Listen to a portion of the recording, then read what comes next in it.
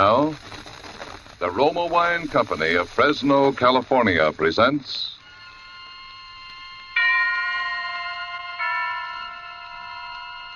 Suspense. Tonight, Roma Wines bring you the distinguished actor, Mr. Ronald Colman, in one of the great suspense stories of our time, August Heat. Suspense is presented for your enjoyment by Roma Wines. That's R-O-M-A, Roma Wines. Those excellent California wines that can add so much pleasantness to the way you live, to your happiness in entertaining guests, to your enjoyment of everyday meals. Before we bring you Ronald Colman and our suspense play, here's a brief message from Elsa Maxwell, famed for her great charm as a hostess. When food looks appetizing, it almost always lives up to expectations. When even so simple a main dish as a steaming, fragrant bowl of spaghetti or beans is surrounded by bright green salads, golden rolls or muffins, and brilliant Roma California burgundy, the food is more enjoyable, more delightful. And for a summery touch of the outdoors, a vase of flowers, perfect color complement to the deep, rich beauty of Roma burgundy. You'll enjoy the fruity, robust taste, the tart piquancy of distinguished Roma burgundy served cool. Truly, a masterpiece of fine winemaking. Like all Roma wines, Roma burgundy is unvaryingly good, always high in quality of bouquet, color, and taste. The happy reward of selected grapes, brought slowly to perfection, gently pressed, then carefully guided to flavor fullness by the ancient skill of Roma's noted wineries in California's choicest vineyards. Yet all this goodness is yours for only pennies a glass. Remember, more Americans enjoy Roma than any other wine. R-O-M-A, Roma Wines.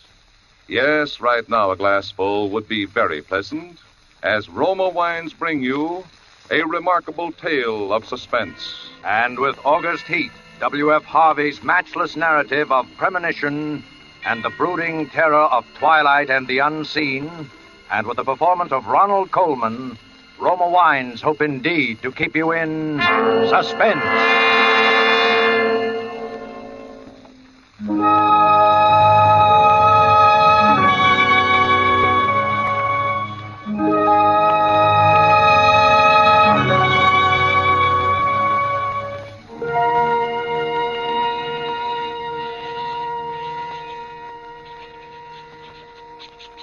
Peniston Road, Clapham, August the 20th, 1945.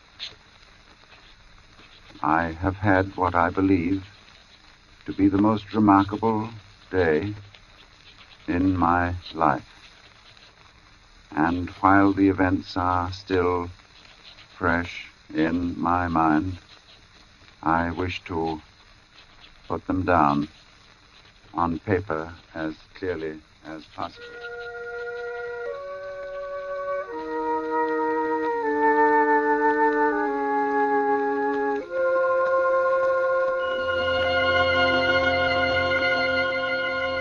Let me say at the outset that my name is James Clarence Withencroft. You must remember that in order to have the full implication of my story. James Clarence Withencroft. I'm 40 years old, in perfect health, never having known a day's illness. By profession, I am an artist. Not a very successful one, but I earn enough money by my black and white work to satisfy my necessary wants. My only near relative, a sister, died 5 years ago, so that there is no one in particular to whom I address this manuscript. Only you, who might by chance read it someday. For, because of the peculiar circumstance about which you will soon hear, I have the strong premonition that I shall never live to tell anyone about it.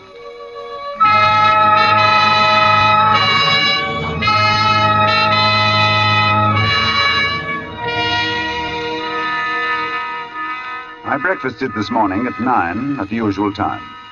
It was no different from any other morning. And after glancing through the morning paper, I lighted my pipe. and I proceeded to let my mind wander, in the hope that I might chance upon some subject for my pencil. The room, though door and window were open, was oppressively hot. And I had just made up my mind that the coolest and most comfortable place in the neighborhood would be the deep end of the public swimming bath, when I was suddenly shaken. A feeling swept over me such as I'd never experienced before. I attempted to rise to my feet, but somehow it seemed as though I had suddenly been fastened to my chair. My hand went out in an effort to brace myself. And then, before I knew what I was doing, my pencil was in my hand, and I began to draw.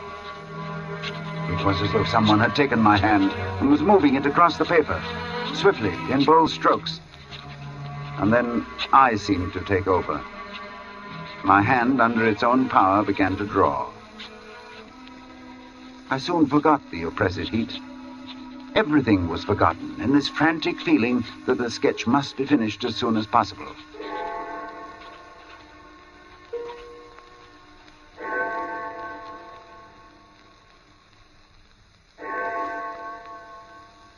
I had no idea how long I worked until I heard the clock of St. Jude's in the distance.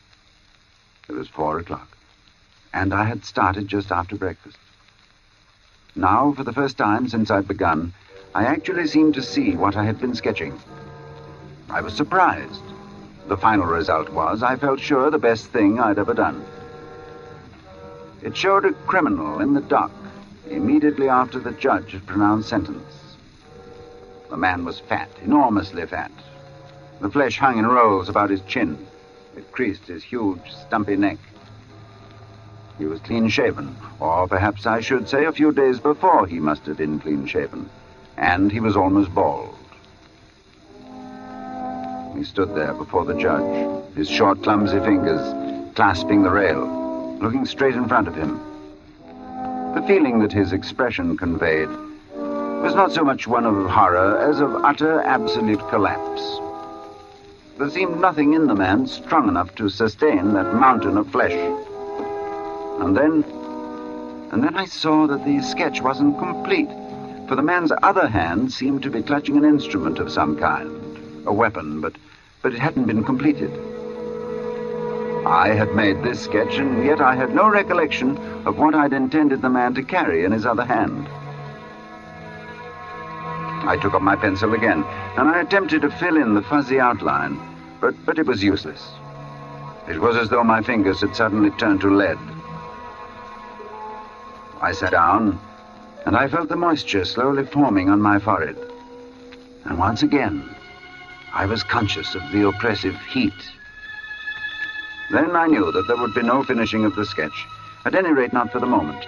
So I rolled it up, and without quite knowing why, I put it in my pocket. In spite of my peculiar inspiration, I was filled with a rare sense of happiness which the knowledge of a good thing well done gives.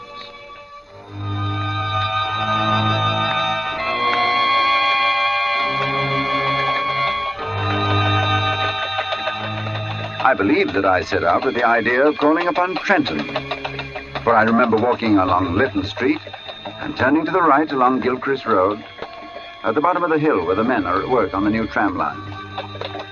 From there onwards, I have only the vaguest recollection of where I went. Through parks, along crowded streets, always conscious of the awful heat that came up from the dusty asphalt pavement in a suffocating wave.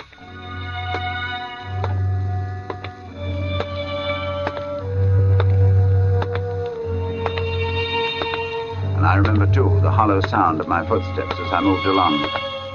Although walking aimlessly, I somehow knew that there was a goal, a something to which I was drawn. I longed for the thunder promised by the great banks of copper-colored clouds that hung low over the western sky.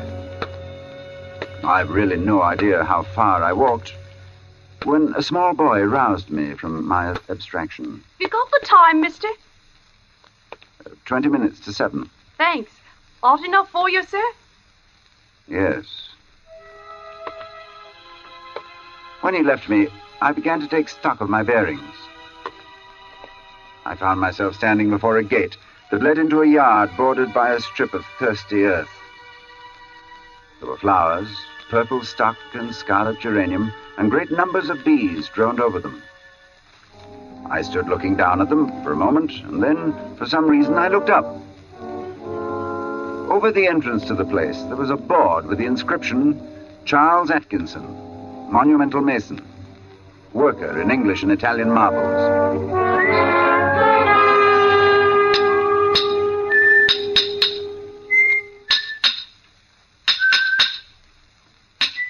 From the yard itself came a cheery whistle, the noise of hammer blows and the cold sound of steel meeting stone.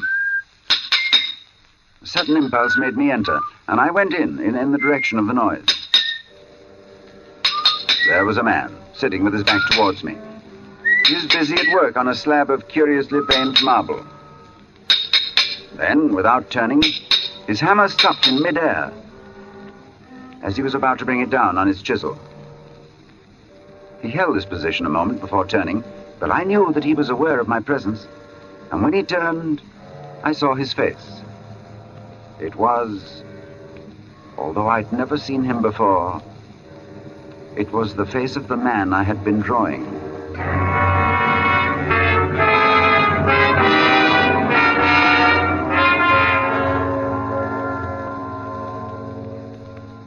Yes, it was the face of the man whose sketch was in my pocket. He sat there on his low stool, huge and elephantine, the sweat pouring from his scalp, not speaking. Then he took a red silk handkerchief and he mopped his brow.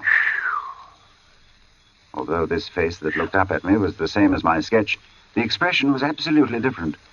Suddenly the puzzled expression left his face, and he smiled, as if we were old friends. And he walked over and he took my hand. Good day, sir.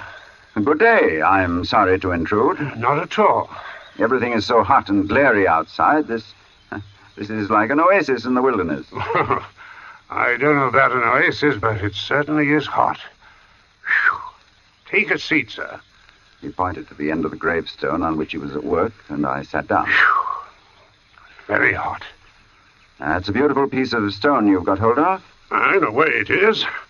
The surface here is as fine as anything you could wish, but there's a big flaw at the back. Oh, I don't expect you'd notice it. Oh, I shouldn't think so.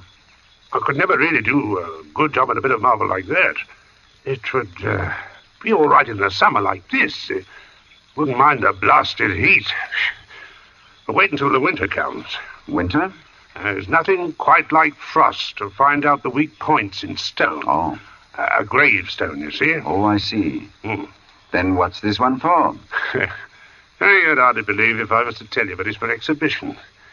It's the truth.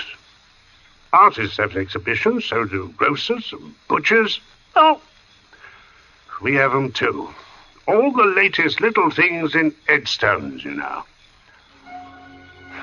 He went on to talk of marbles, which sort of marble best withstood wind and rain, and which were easiest to work.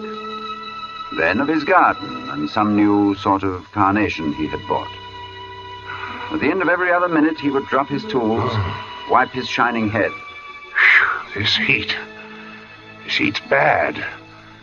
A man's not responsible for what he does in this heat. I said little, for I felt uneasy. There was something unnatural, uncanny in all of this, the feeling that I'd experienced it all before. The oppressive heat, the fragrance of the stocks in the air, the conversation about the marble, the flowers, everything as though I had experienced it before. And yet I knew that I'd never ever been in this section of town before. I tried to persuade myself that at least I'd seen him before, that his face, unknown to me, had found a place in some out-of-the-way corner of my memory. But I knew that I was practicing little more than a plausible piece of self-deception. As I sat there quietly, watching him, he looked up at me and he said, There. What do you think of that? He said it with an air of evident pride, of a job well done. I could sense that he was experiencing the same feeling I had experienced when I'd finished my sketch. Then he got up with a sigh of relief. Hot. Hot, ain't it? I was seated in such a position that I was unable to see his work. And for some reason, I didn't move. Suddenly, he began to read what he'd carved on the tombstone. He spoke deliberately and with a flat voice. In the midst of life, we are in death. Born January 18, 1905. I looked up at the start. This man had read my exact birth date.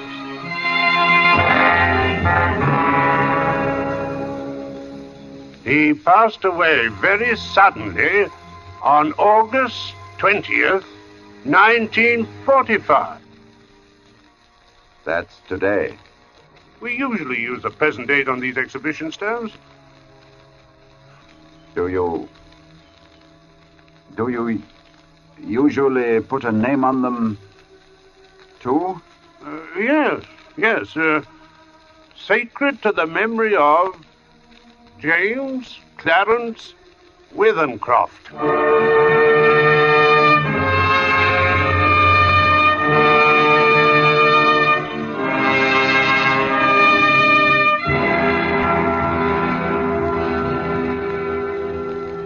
Cold shudder swept over me, and I sat there in silence. The sound of birds and crickets seemed loud in my ears as we stood there, looking at each other, saying nothing. And then he mopped his brow again. Hot. I was finally able to speak. Where did you see that name? Oh, I didn't see it anywhere. I wanted some name, and I put down the first that came into my head. It's a strange coincidence, but it happens to be mine. Huh? That's your name? You're James Clarence... Withencroft, yes. Well... And the dates? I can only answer for the birth date. It's correct. Oh. That's a rum go. I made a sketch this morning of you. Of me? But you've never seen me before. No. Oh. I took my sketch from my pocket and I showed it to him. As he looked, the expression on his face altered until it became more and more like that of the man I had drawn. And it was only the other day before that I told Maria there were no such things as ghosts. Neither of us had seen a ghost, but I knew what he meant. Then I spoke to him. You probably heard my name someplace. Yes. You must have seen me somewhere and forgotten it. Yes. Were you at Clacton-on-Sea last July? No, I've never been to Clacton in my life. Oh. And we were silent for some time again. And we stood there looking at one another and at the two dates on the gravestone. And the birth one was right, and the other was today. Well, come inside and have some supper.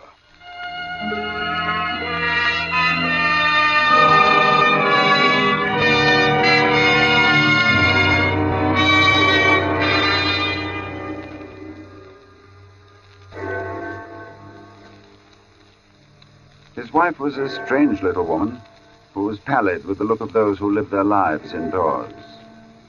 Her husband introduced me as a friend of his who was an artist, and he informed her that I was staying to supper.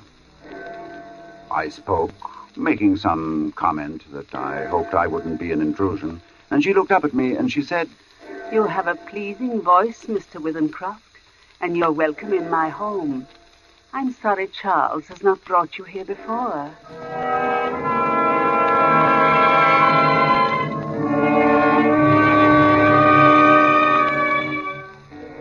Very little was said during the meal, and after the sardines and watercress had been removed, She walked over to a cupboard, and she took down a thin black book.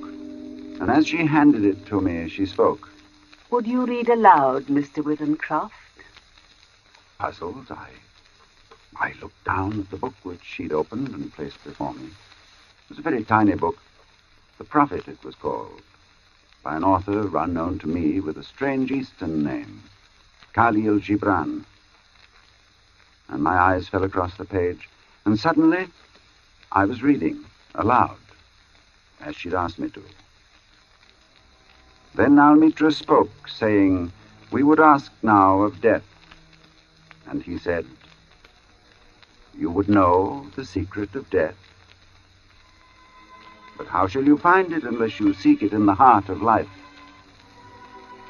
The owl, whose night-bound eyes are blind unto the day, cannot unveil the mystery of light.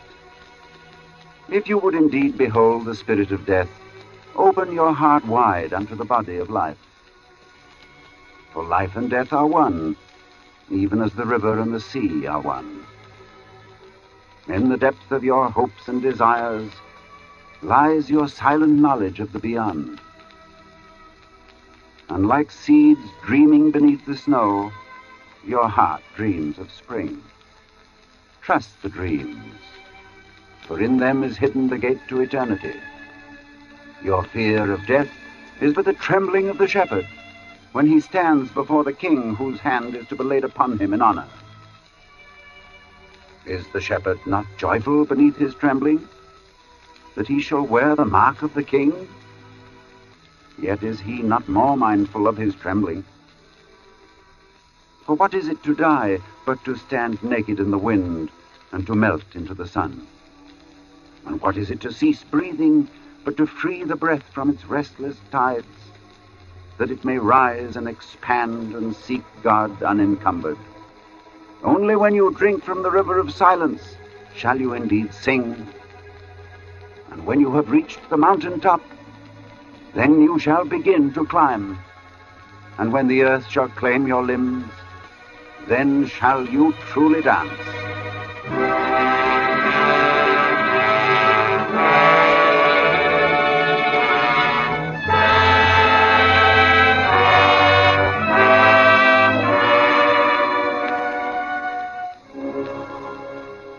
When I looked up, Mr. Atkinson had gone. But his wife stood before me, and as she took the book, she spoke. Thank you. Then I went outside. And I found Atkinson sitting on the gravestone and smoking. He looked up at me. Hot. Man's not responsible for what he might do in this heat. She never asked anyone to read aloud before. And then we talked about the sketch again. He looked at it. Likeness is me, all right. On trial. You must excuse my asking, but do you know of anything you've done for which you could be put on trial? No, I've done nothing. Not yet. He got up, fetched a can from the porch, and he began to water the flowers. Twice a day regular in the hot weather. And then the heat sometimes gets the better of the delicate ones. And ferns. Good Lord, they could never stand it. Where do you live? I told him my address. It would take an hour's quick walk to get back home. And he stopped watering, and he faced me squarely. It's like this. We look at the matter straight. If you both go back home tonight, you take your chance of accidents. A cart may run over you. There's always banana skins and orange peels, to say nothing of falling ladders. He spoke of the improbable with an intense seriousness that would have been laughable 6 hours before. But I did not laugh. The best thing we can do is for you to stay here till 12 o'clock. Then it'll be tomorrow, do you see? Yes. We'll go upstairs and smoke. Maybe cooler inside. And to my surprise, I agreed.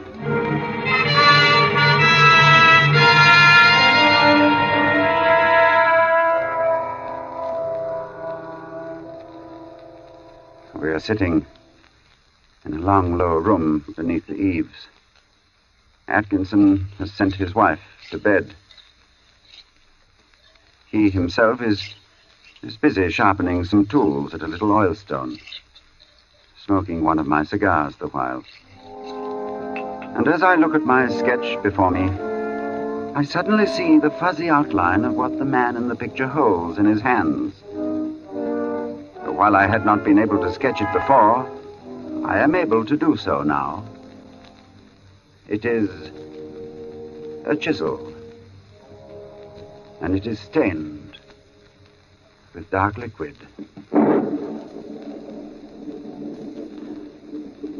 The sketch is completed now.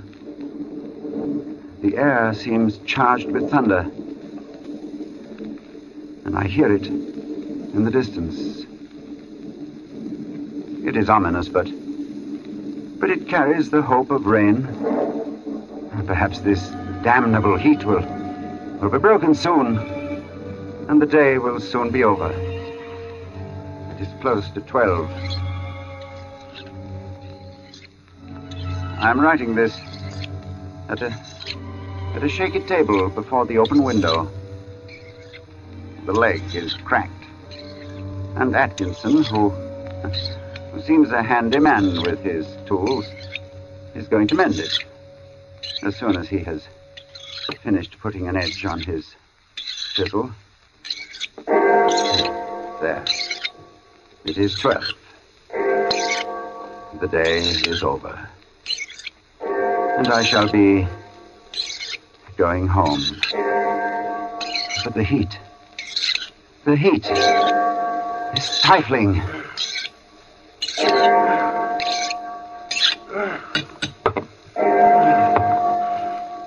This heat is enough to send a man mad.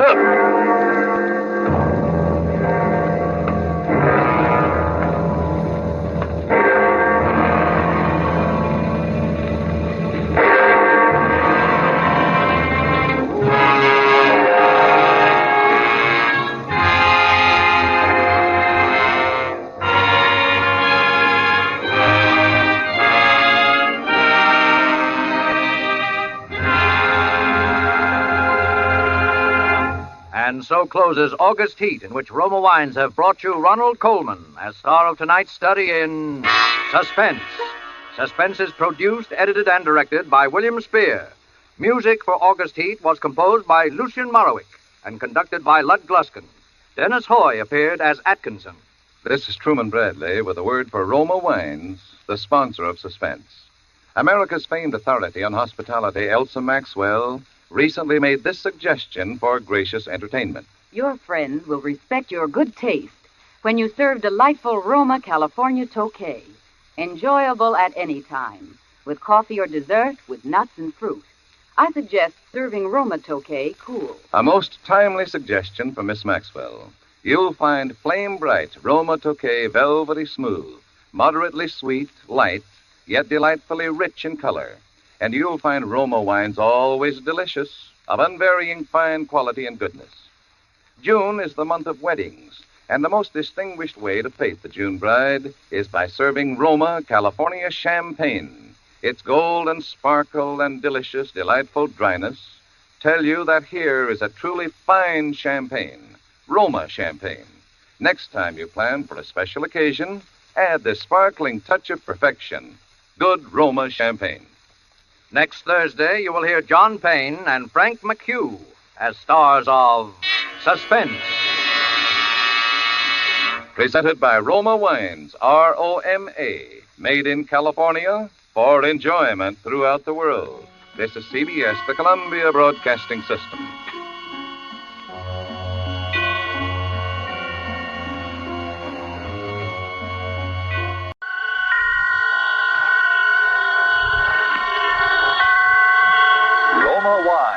Presents Suspense.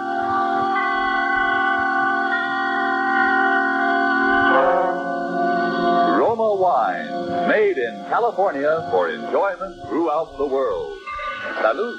Your health, senor. Roma wines host the world. The wine for your table is Roma wine, made in California for enjoyment throughout the world. The Roma Wine Company of Fresno, California, welcomes you again to this weekly half hour of Suspense. Tonight, from Hollywood, Roma Wines bring you as stars Miss Ida Lupino, currently being seen in Warner Brothers' In Our Time, and Mr. Vincent Price of 20th Century Fox, soon to be seen in the Darrell F. Zanuck production, Wilson. For the appearance of these two distinguished screen personalities, Lucille Fletcher has written a suspense play that deals with brooding anxiety and sharpening suspicion, played against the severe and forbidding background of the late Victorian era.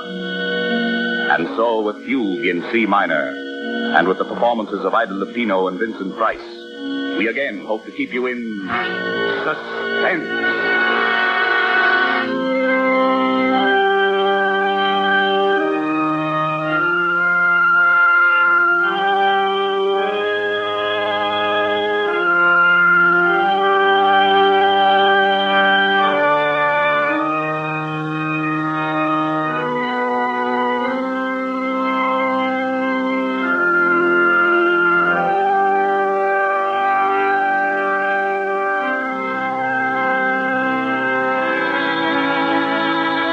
April 1st, 1900. Dear Bessie, it is just to let you know that I've arrived in Pilotsville. Lizzie met me at the station. Of course, she is heartbroken about Papa's bankruptcy, and for some reason feels that it's up to me to remedy the family situation. I told her I'd been offered a job. She swept that idea away in horror. A girl with your looks, Amanda Peabody, doesn't have to get a job. There are too many rich husbands floating around for that. Furthermore, she says she has a rich husband already picked out for me right here in Pilotsville. Don't you remember? I told you about him at Christmas time. He's a Mr. Evans, rich as Croesus. Charming, cultured, a lonely widower with two dear little children. And besides that, he's just your type, a real intellectual. You should hear him play the pipe organ. And well, Bessie, I've met so few interesting men lately. And all you'd have to do is lift your little finger.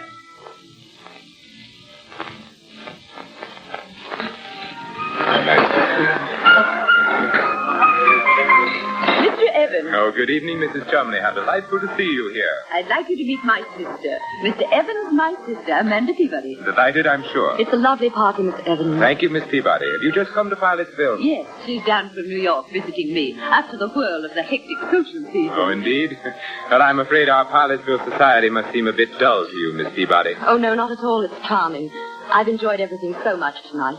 Your beautiful house and the music. I hear you're going to play for us, Miss Evans. Oh, a bit. Do you care for organ music, Miss Peabody? Oh, yes, very much. I never miss a church recital. But what a luxury it must be to have your own pipe organ right here in the house. I'm afraid I couldn't do without it. It's my hobby, you know. Bach and Buxtehude, César Franck. Don't you adore their work? Amanda's very musical. You should hear her render The Burning of Rome. Oh, yes. And the delightful thing, of course, about having a pipe organ in the house is that it's everywhere.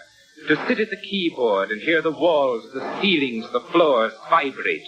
You see, Miss Peabody, I've had the pipes installed all over the house.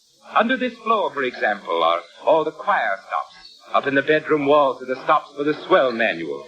The great 32-foot pedal stops, the giant diapasons, are underneath this staircase. My children sleep next door to the echo chamber.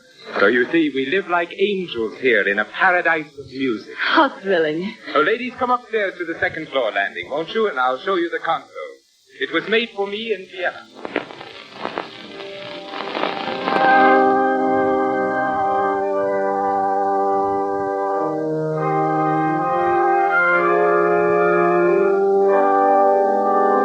April 7th, 1900. Bessie, dear, to tell you the truth, I really find him fascinating. I wish you could hear him play. It sweeps you off your feet. There is such wildness to it, and at the same time, such dignity. And to hear the sound all through that marvelous house, rolling through those gorgeous rooms with their beautiful tapestries and potted palms. I could listen to him all night.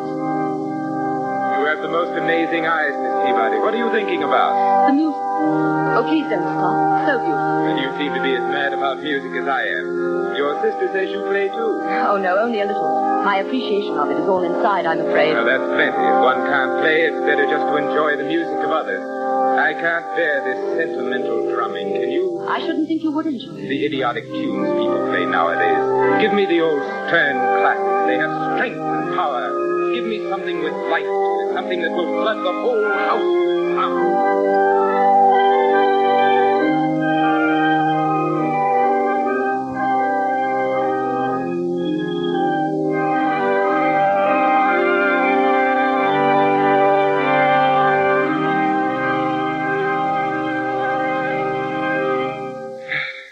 Oh, that's marvelous. You're a very unusual girl, Miss Peabody. Quite unlike the run of girls we have down here in Pilotsville. Yes, in what way? Oh, it's rather hard to explain. Won't you have some more tea, Amanda? No, thank you. A muffin?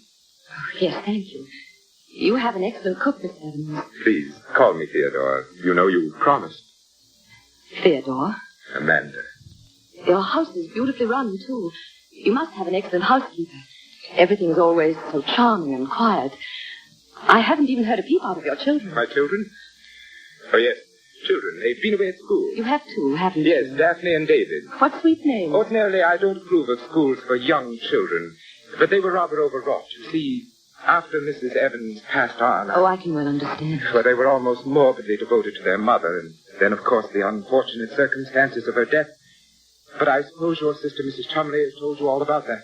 Well, no, not very much, except your wife was killed in a street accident, wasn't she? Yes, in Philadelphia. A brewery wagon and 4 horses ran her down. Oh, how terrible. Something I don't like to think about very often. Poor, beautiful Margaret.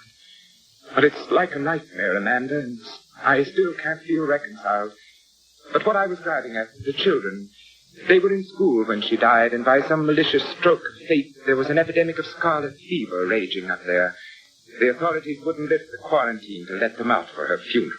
Poor little things. It upset them dreadfully. In fact, I sometimes fear it's left a mark on them which may endure all their lives. Why, what do you mean? They suffer from delusions. Delusions about her. They think that in some way she is linked. Her soul is imprisoned in the organ pipes. How terrible. I wish I could do something about it. It's a frightful notion. They don't want me to play when they're home.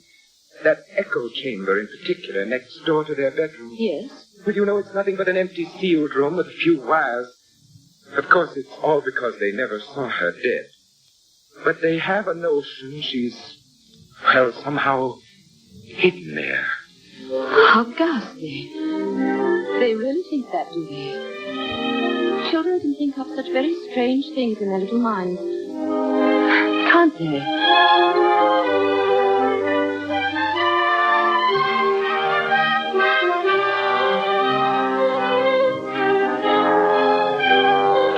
For Suspense, Roma Wines are bringing you as stars Miss Ida Lupino and Mr. Vincent Price, whom you have heard in the prologue to Fugue in C minor. Tonight's tale of Suspense.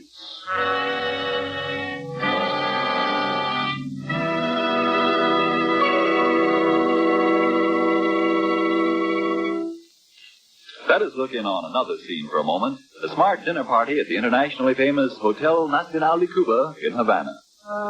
One of the guests, a world-traveled American, sets down his wine glass and remarks that a truly fine wine always carries the unmistakable flavor of the particular vineyards from which it comes. Then, laughs the Cuban host, you must be homesick for California right now, for the wine you are enjoying so much is from America, from California. It is Roma wine. Yes, it's true. Our own wonderful vineyard country in California produces in Roma wines that discriminating people in other lands esteem as an imported delicacy. Yet you, here at home, can enjoy these distinguished Roma wines for mere pennies a glassful. You pay none of the expensive overseas shipping charges and duties. Daily with your meals, or when entertaining, or any time, you can delight yourself with the wonderful flavor that comes from age-old wine-making traditions perfected by modern quality controls and tests. Yes, only pennies a glassful for a treat you are certain to enjoy. For remember, Roma wines are America's largest selling wines. Roma, made in California for enjoyment throughout the world. And now it is with pleasure that we bring back to our soundstage Ida Lupino as Amanda Peabody and Vincent Price as Theodore Evans in Fugue in C minor. A tale well calculated to keep you in suspense.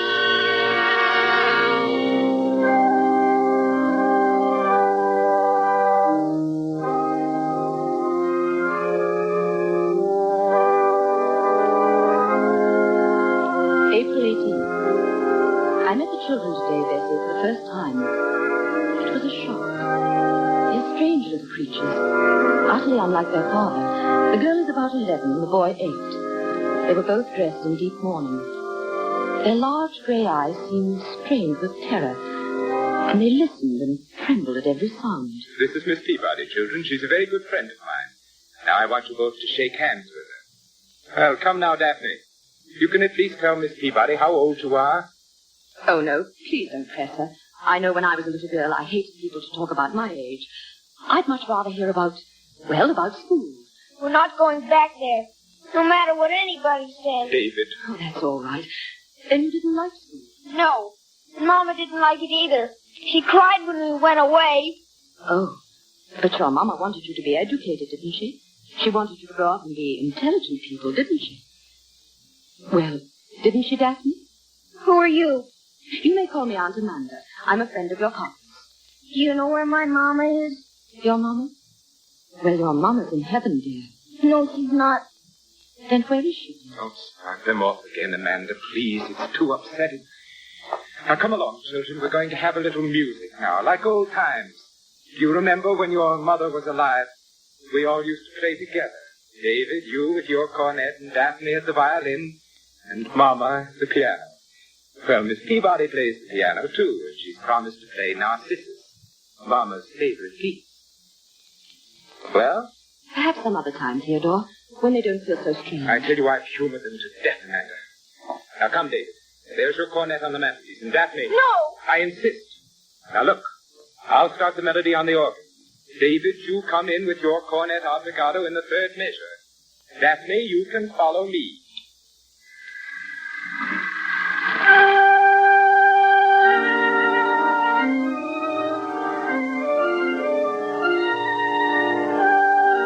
What's that? Now, come along, children. What's that note? That note making that funny noise. What note? Oh, you mean that. No, that's just a cipher. The wire must have stuck somewhere, or one of the pipe valves. It's Mama. That's where Mama is. She's calling for Oh, us. don't be silly. I'll just hit the key a few times and it'll stop. You've heard these ciphers before, haven't you, Miss Peabody? Well, I don't know much about pipe It's a organs. common technical occurrence, but very annoying, of course. What is she doing in there? Why doesn't it stop? That's where she is. She's in the pipe and she can't get out. Daphne, stop that nonsense. Oh, hush, dear. Your Papa will fix it. No, he won't. He can't. She won't let him because he killed her. Daphne, what did you say? Oh, she didn't mean it, I'm sure.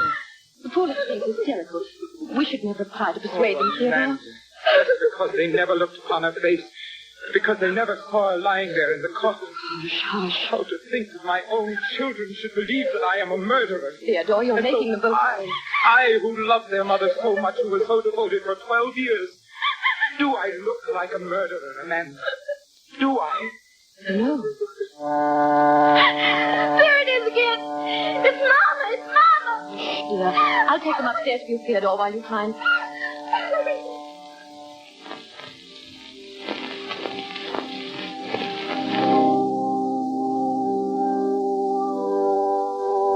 April 24th. Oh, Bessie, those poor little children. We took them out to the cemetery today to show them her grave. A marble angel guarded it. It was planted with pure white tulips. How final it was and peaceful. And yet, they began to tremble again the moment we set foot inside the house. Poor Theodore. The man is nearly out of his mind. What can he do? I keep asking myself that question. What can he do? She died in Philadelphia, you say? Yes, on May 15th. Just a little less than a year ago. And you weren't with her? No, she went there to take a piano lesson. There was this new teacher she'd heard about.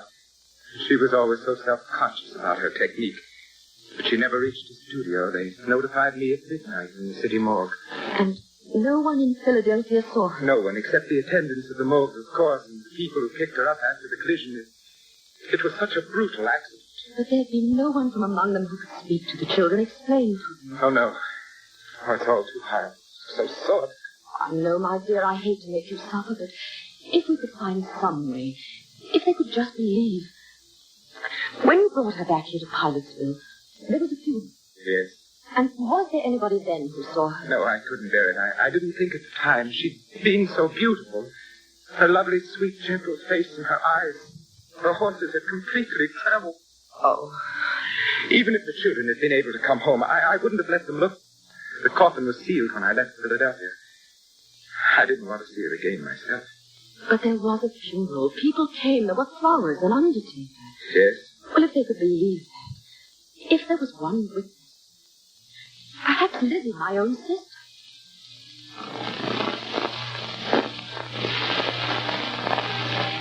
Funeral, Amanda? Of course there was a funeral. The finest funeral in town. A snow-white hearse and 25 coaches. Everybody sent flowers. The casket wasn't open, but I've been to lots of funerals where they don't open the casket. And from what I understand, she was pretty badly mangled. But it was a beautiful funeral. Mr. Evans played the organ himself. The finest selections. All the sweet old pieces his wife liked. There was Narcissus and Mighty Like a Rose and Goodbye Forever. Well, that's the way it was. So you see, David, my sister, Mrs. Chumley, was there. Yes? But how did she know it was Mama? Oh, David. She didn't see Mama, did she? Well, nobody saw your poor Mama, dear. She wouldn't have wanted anyone to see her. Mama wasn't there. She talks to us every night. She tells us to look for her. Where, dear? In the pipes. But, David, your Mama's dead. She's been dead for nearly a year. You saw her grave out in the cemetery. Now, she's happy and at rest.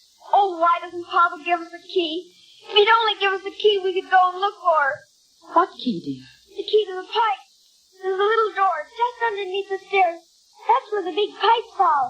And inside it's all dark. There are tunnels in there. The little rooms that go all through the house. And that's where Mama is. That's where she's hiding. Oh, David, darling, come here. No, I'll never be let out. Oh, I hate you. I hate you. David. David, what are you doing here? Did you strike Miss Peabody? He's sick, Theodore. I'm sure he's very sick. Go to your room at once. Oh, those dreadful children, Amanda. I tell you, they'll ruin whatever happiness we might have. Theodore, I love you very much. But I couldn't marry you. Not with that child's cry ringing in my head. We've got to help them. Give them that key. Let them go and look in the room where the pipes are. Then they'll see for themselves that there's no ghost. Key? Who told you about a key to that room? Why, the children. The children? Amanda, I'm going to tell you something I've never told to a living soul. It may frighten you. Yes? Margaret was going mad when she died. Oh. No one knew it but me. It ran in her family. I discovered it long after we were married, after the children were born. Otherwise, I'd never... And now you think the children? I'm afraid so. It was peeping of sound she had, just like them. Fear of the dead's return. She used to play... What's that? Why, it sounds like the organ. The motor isn't on. The console was locked when I left. Well, someone's trying to play. No one but me can touch that instrument. It's forbidden in this house. And the servants are out. Unless those children... Come upstairs, man. Theodore, open that door. Go in there and see what's happening, please. No. Theodore. I won't give in. I won't be afraid to. Do you hear? I won't. There. It's stopped now. Yes. It's probably nothing but the wind. Theodore, give me that key. I'm not afraid. Are you saying that I am? I don't know. But I'll be fair with you, Theodore. I couldn't marry you and live here with that any more than your children can. What do you mean by Rip that? out those pipes. Rip out the whole pipe organ. Give it to a church, but don't give it here. Yes, it's not worth it. I couldn't. The whole house was built around it, Amanda. It's been the very soul and spirit of this home. It's been the curse, you mean. Theodore, I know I'd go mad, too, if I had to listen to it night and day. It's so hollow. Think of those pipes so huge down there in the darkness. Why, I begin to hear things, too. Theodore! Come up. No. Give me the key. Give me the key. Miracle, Amanda. I'm sorry I've overburdened. Well, why don't you want to go in there? Is it because you know something? You did something. What do you mean? Did you kill her? Amanda. Say it. Very well, Amanda. Here's the key. If that's the way you trust me, we'll go down there and look around together. Come, Amanda. I'm sorry, Theodore. It slipped out. It was dreadful thing to say. It's all right, I understand. Yet it hurts a little. I've trusted you so completely, Amanda. Oh, Theodore. Yes, Amanda. Let's not go in there. I do trust you, darling. I believe everything you've told me. No. This little key, to think it should mean so much. Oh. How black it is. Yes, pitch black. And cold. Oh, where are the pipes? I can't see them. Come in further. You'll see them as soon as your eyes grow accustomed to the darkness. The biggest pipes pack this well under the great staircase like giants. Yes, I'm beginning to see them now. Shouldn't we go and get a candle? Go in a little further. Now be careful. The floor is a maze of wires. Now stand there for a second. Theodore, don't leave me. I won't be long. I thought you said you weren't afraid. I'm not. It's only... Theodore, where are you going? Just upstairs to say for you. Theodore! I'd like you to hear how the music sounds in the darkness. It's quite an experience being so close to the pipes. You know, narrow, suffocating, especially when I play the great Passacaglia and the fugue of Bach. Oh, Theodore, please, I don't want one to of the stay here. Rheinberger symphonies or the great chorales of César Franck. Margaret, of course, for her Narcissus. Margaret? You're very gullible, Amanda. Then you did kill her. You killed her in this room. And you're going to kill me? Yes, simple, isn't it? Why? I don't know. One gets tired every now and then of mere music. Sometimes the classics demand competition. A scream, for example. There's something so exciting about pulling out all the stops and drowning out all human sound. Have you ever tried to match your voice, Miss Peabody, against the thunderous voice of Bach? It's most effective.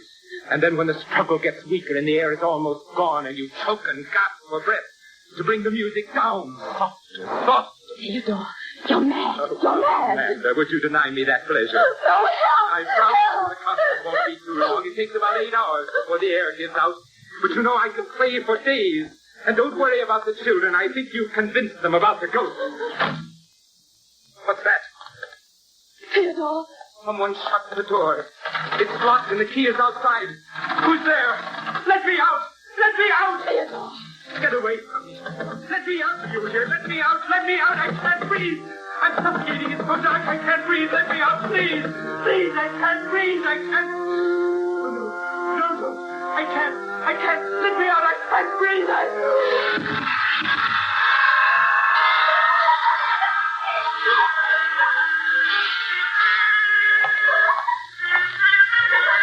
Theodore. Theodore. Let me out. Let me out. He's dead. He's dead. Damn me. David, where are you? Oh, please open the door. Help me. Help me. Oh, no.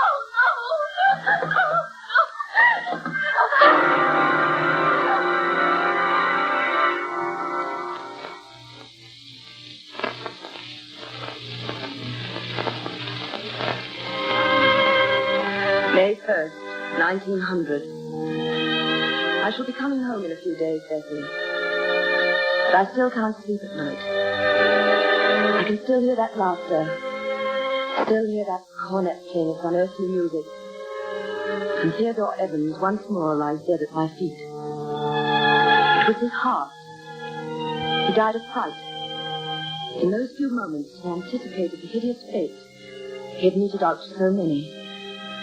And I might have died there, too, if he had not gone so quickly. But the children hated me. They wanted to kill us both. Those terrible, pathetic children. What horrors they must have sensed in that charnel house. There were other women besides his wife. The police found them all, buried and stuffed away into unused parts of the pipe organ.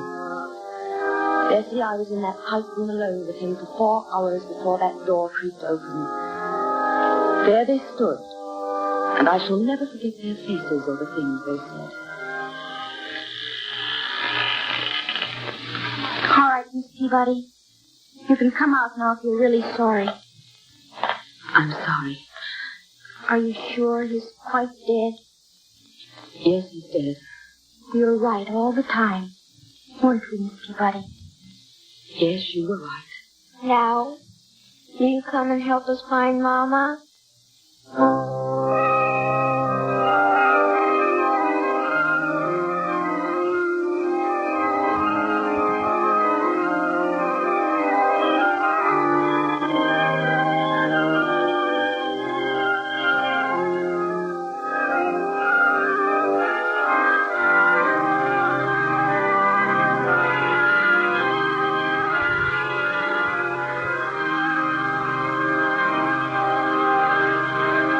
In just a moment, Suspense with Lucille Ball.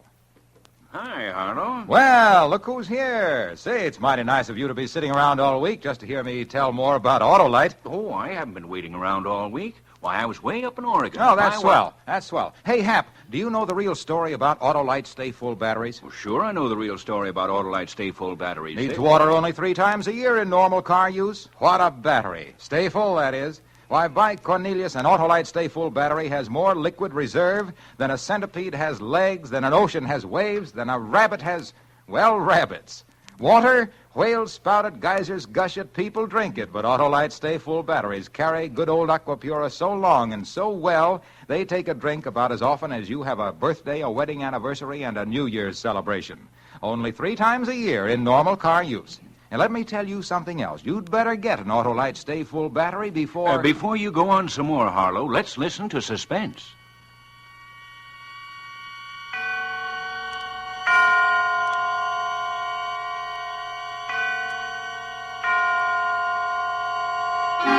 Suspense.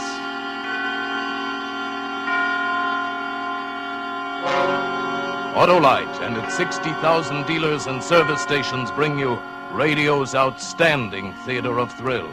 Starring tonight, Miss Lucille Ball in Anton Leader's production of A Little Piece of Rope. A tale well calculated to keep you in suspense.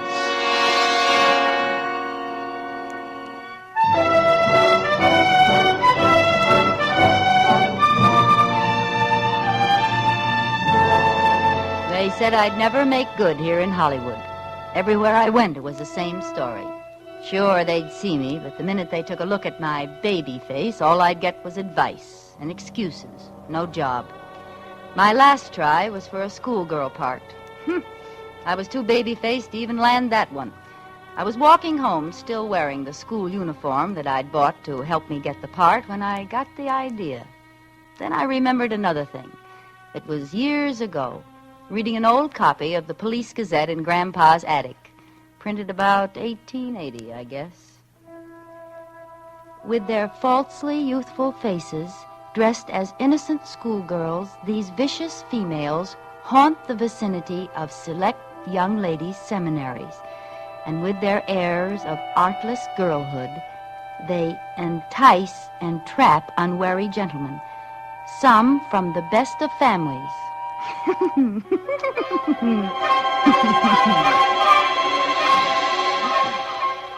It was funny then. But now, well, those gals were suckers. I take the exclusive gents for all they've got and give absolutely nothing. That's how I made good in Hollywood, up to $1,000 a month good. I just take a little walk.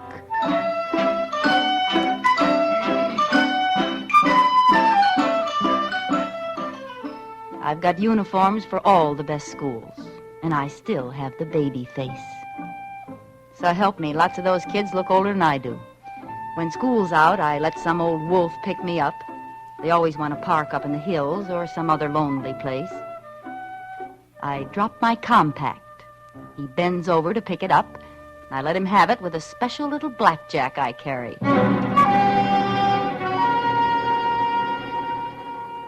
Then I leave taking their wallets and any letters I find. You'd be surprised at some of the letters some of them do have. Makes a dandy bank balance now and then. Them? Remember, I pick 'em old enough to have families, dignified jobs. Would they want to admit to chasing Bobby Soxers? They never squawk. My landlady thinks I'm the ideal tenant. She's no trouble at all, the poor little thing. Infantile, you know. Has to take long walks every day and rest the rest of the time. Never any fun or dates like other pretty girls. Well, lucky she can afford it, I say. Be a county ward otherwise. And so sweet and quiet, uncomplaining, poor little soul. Yes, Mrs. Tilford is a swell character witness. Of course, I always wear a coat over those uniforms near home, and I keep them locked up just in case she snoops. Yes, I've got a nice career in Hollywood. That is, I did have until last month. You going out in this cold, Isabel? Oh, this is a good heavy coat. Well, don't you overdo now. These walks are just what the doctor ordered. Anyway, you sure look healthy enough. Oh, thank heaven for that. Anything I can pick up for you on the way back? Oh, no, thanks, dearie. I got everything done. Goodbye now. Bye. I was dressed for Miss Cadwaller's school this time, and it was just letting out when I got there. I didn't have long to wait. You know, you get so you can tell by the way the cars move along the street if the guy's on the prowl. This one was driving a big black coupe, and he was a little younger than I liked, about 40, but you can't be too fussy. I stepped off the curb, pretending to look for a bus. Waiting for the bus? Why, yes, I am. Which one? The Bel Air bus. Oh, I say, that's a shame. Why? I just passed it back there. Broken axle. Oh. You know, I think I've seen you passing my house. What street do you live on? Cameron. Oh, sure. I'm just over on Benda. Hop in, I'll take you home. Well, you're a neighbor. I guess it's... Gee, thanks, Mr. Rice. Alex Rice. Insurance. How do you do? Like school? I hate it. School's no fun. I'd like... What? Oh, excitement. Danger. I suppose you think I'm pretty silly. No. No, I think you're the kind of girl who'll get excitement and danger. Really? Yes, really.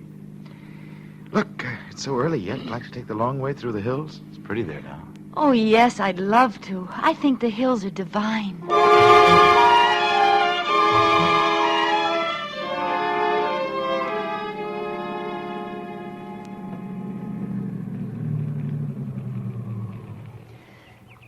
Oh, isn't it just out of this world? Yes. Yes, indeed. What's the initial on your bag for? The initial? Yeah. Irma? Oh. Inez? Ingeborg? Oh, Ingeborg. You made that up. No, it's Swedish. Imogene? No, Irene. Irene Taylor. A pretty name for a pretty girl. I'll bet. You have beautiful hair and eyes and a beautiful throat. Well, throat. Irene, you're very exciting. Oh, Mr. Rice, I dropped my compact. You don't need it. But it might get stepped on. You won't need it. But I want it now. All right. Don't yell so. Here, I'll get it for you. Oh! Character, huh? Well, here, roll back a little. There. Well, what do you know? Rope.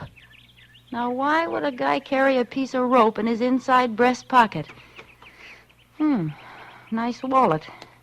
Well, goodbye, Mr. Rice, and thanks for everything.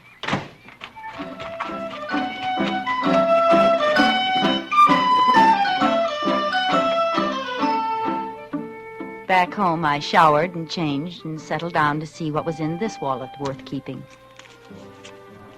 Only about $50. What made it so thick was a lot of newspaper clippings.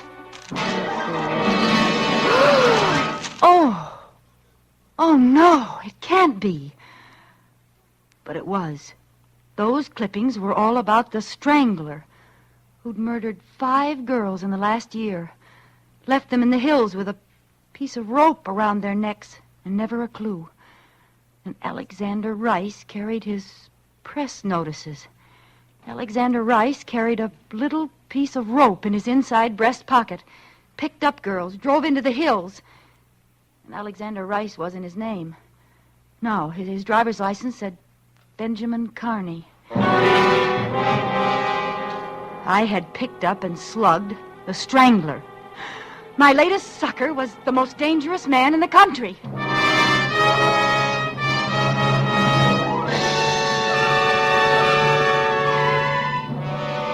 For Suspense, Autolite is bringing you Miss Lucille Ball in radio's outstanding theater of thrills, Suspense.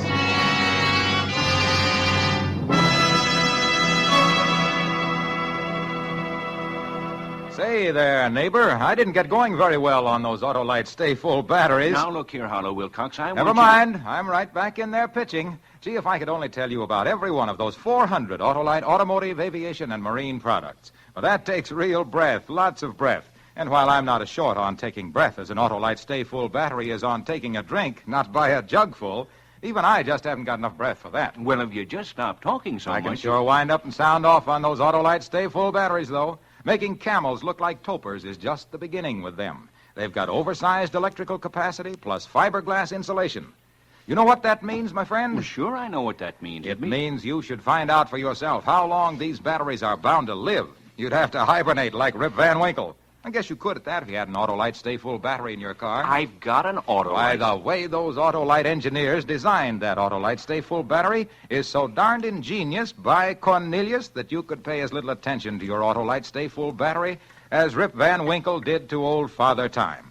Go down to your Autolite dealer and get one right away. There's no better buy in batteries, my boy, because no better batteries be behind the byline of Barlow Bilcox. Now, look, Wilcox. Oh, you got bees in my bonnet now. If you'll only pipe down, we'll hear some more of Suspense. And now, Autolite brings back to a Hollywood soundstage Miss Lucille Ball as Isabel in A Little Piece of Rope. A tale well calculated to keep you in suspense.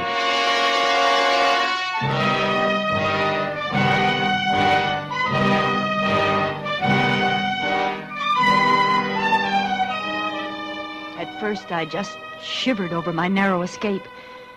Why, if I hadn't been out to get him, he'd have gotten me.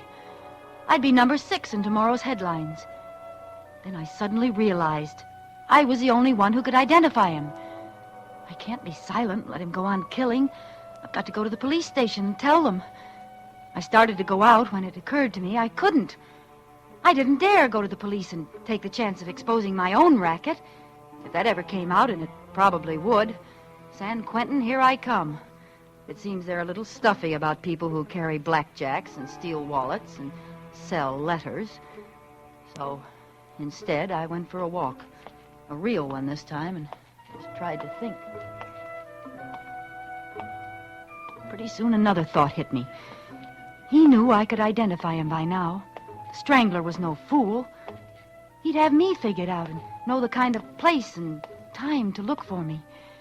And he'd certainly be looking for me, to kill me, to shut my mouth forever. I had to find a way to...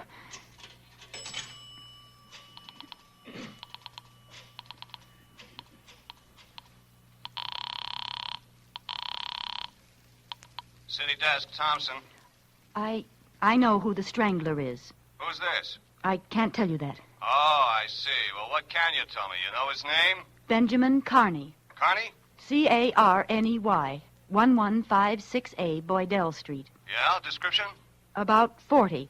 5'9" or 10. 160 pounds. Dark hair, eyes, skin, even features. Not ugly, not handsome.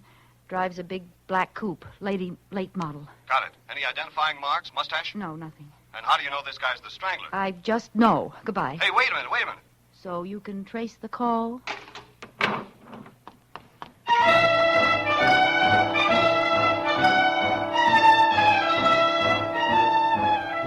There'd been hundreds of phony clues, and he thought mine was another.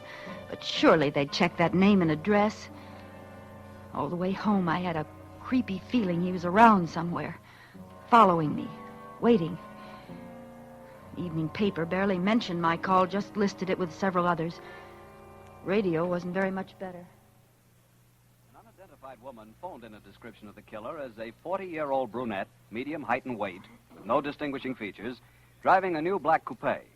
Police checks revealed that such a man, with the name she gave, had moved from the address given several months before the first of the Strangler murders, but there is no further trace of him. Investigation continues, but it is believed this is another spite accusation. A Portland, Oregon woman reported the Strangler as the man who entered her hen house last night and...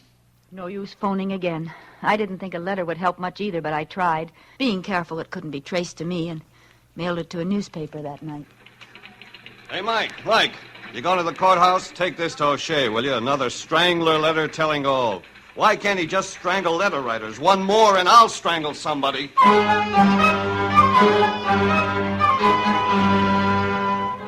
Another failure.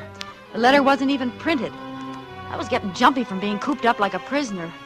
What if he couldn't find me as long as I stayed home? I was losing money every day I didn't pull my act. I could leave town, but why should I give up this good thing, my perfect setup? I've been doing fine. In another year, I could quit the racket, make friends, invest my money, maybe even get married. But now this had happened. I'd never be safe, not as long as we both lived. I finally faced it. I have to find him and kill him.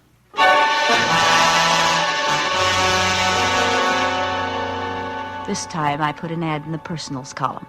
Would he see it? Well, I'd run it till he did. A.K. Rice can book your rope act for mutual profit.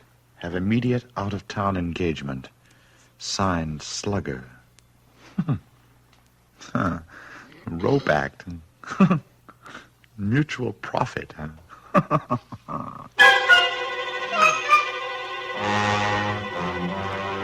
I knew that would get him because it sounded like blackmail. And by pretending to fall for a shakedown, he'd hope to get close enough to kill me. Only it was going to be the other way around. And so our strange correspondence began. He answered right away. Slugger, interested in offers. Send details, Box 047M298, Rice. I had him hooked. I didn't lose any time writing. Dear Mr. Rice, I have an invention which I think you'll want for your rope act. It's expensive, but remember, it's completely silent. And yours exclusively if we agree on terms. Signed, Slugger. Mm-hmm. Completely silent. It's delicious. And expensive. Yes, indeed.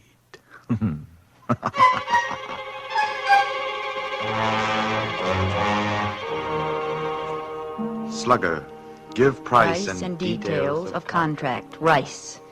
So close now. I couldn't afford the slightest mistake now or... Dear Mr. Rice, 5,000 cash buys complete assortment of paper and leather goods. Time and place of meeting must be my choice, but decide fast. I must leave town immediately. Signed, Slugger. P.S. You should never have left that snapshot in your wallet. It's awfully good of you. Snapshot? I thought Oh, no. I didn't burn it. So, the little lady's in a jam. Needs money to hide out. And I can help her make her get away? Oh, I can indeed.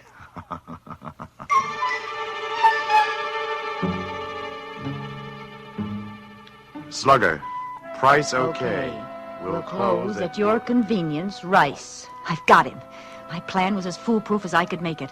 I packed a suitcase with the kind of clothes I'd hate to be found dead in, and maybe I would be, and told Mrs. Milford I was taking a vacation with friends. Oh, I'm so glad, dearie. I said to Miss Knight yesterday, that child should have country air. City air just don't do the same for you. Yes, I know it'll do me good. And you stay longer if they ask you. Don't worry about me holding the apartment for you. Well, thanks a lot, Mrs. Tilford. It's certainly nice of you. I have to catch that train now. Goodbye. Goodbye. Have a nice time now.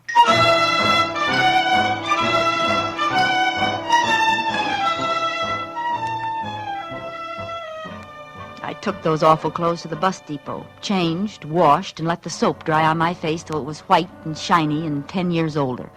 With my hair skinned back tight under an old beret, I saw a stranger in the mirror. Baby face was gone. Good. No one had noticed me, and looking like this, nobody would. Then I walked to another apartment I'd rented by phone last week. It was in a dingy neighborhood.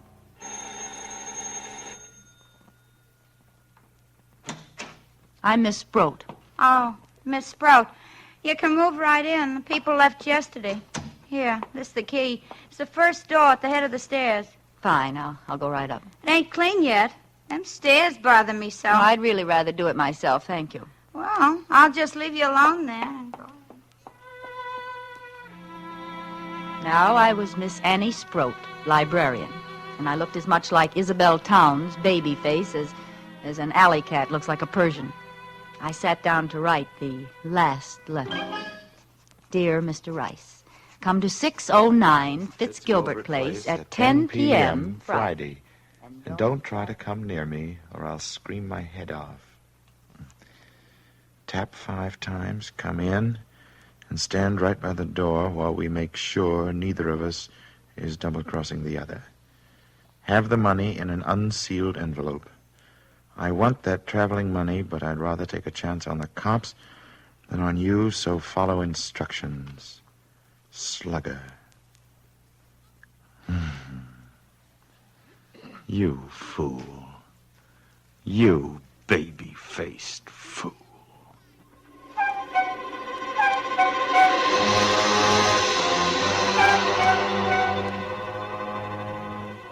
He'd have to make sure the layout was right before he'd dare attack me. And the more precautions I took, the more he'd believe I was on the level. Near the door where he'd stand, I put a chest with a lamp on it. That was my booby trap, that lamp. The room was so dimly lit, he'd have to light my lamp to look at the wallet. And when he pulled the light chain, he'd shoot himself. I had a gun fixed where the bulb should be, and the chain pulled the trigger. It was set to get him in the chest. Heart, if I was lucky. Dead or not, I'd leave him there for the cops, with his wallet and clippings. Pretty cute, huh? And I'd skip out the back way with all that beautiful money, go to the depot, become Isabel Towns again, safe and free.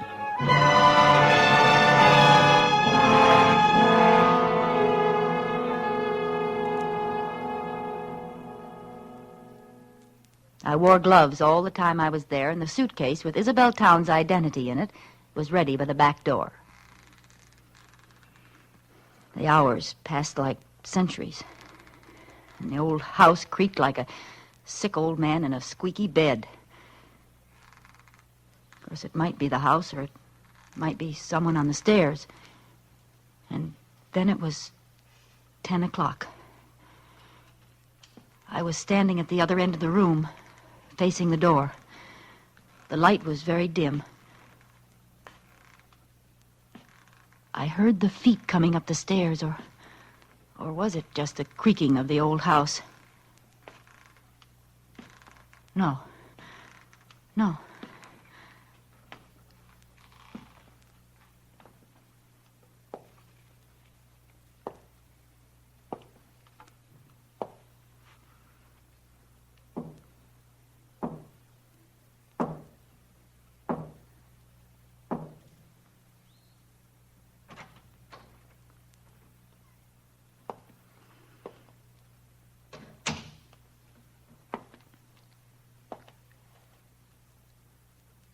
Good evening, Slugger.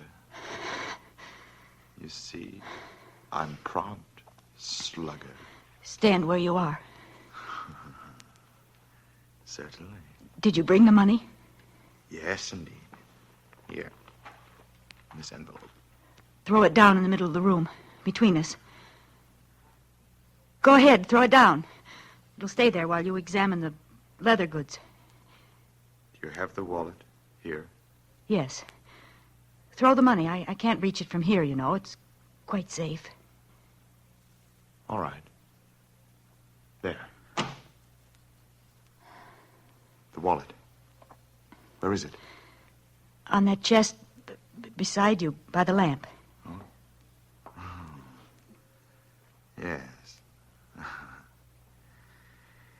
Well, thanks, Slugger.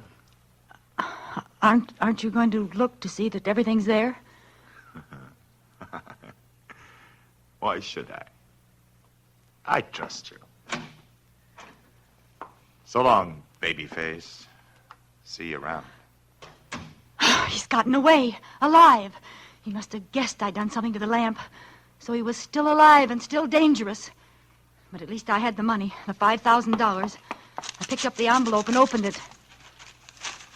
There was nothing in it but pieces of newspaper cut to the size of bills. Why, you dirty cheat! I ran to the door and opened it. I looked out, but he wasn't in sight. Maybe I could catch him before he got out of the house. Oh, you won't get away with this. I stepped into the hall, and before I could turn, I felt the rope around my neck. His hands were pulling it tight. Oh, baby. I told you I'd see you around. Didn't I?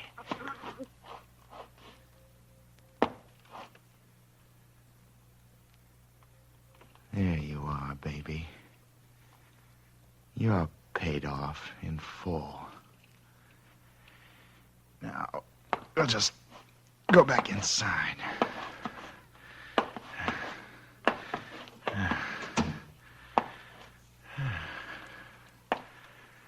Let's see. I guess you'll be safe on the floor while we finish our business. Now, I'll take a look at that wallet, baby. You might have held out some of those clippings. I'll just turn on this light.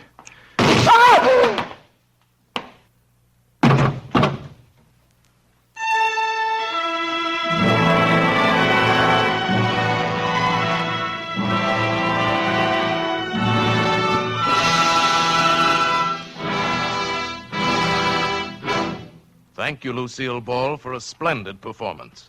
Miss Ball will return in just a moment. Say, Hap, you going back to Oregon? Well, how long? That's a nice trip if you can get it with an Autolite Stay Full battery.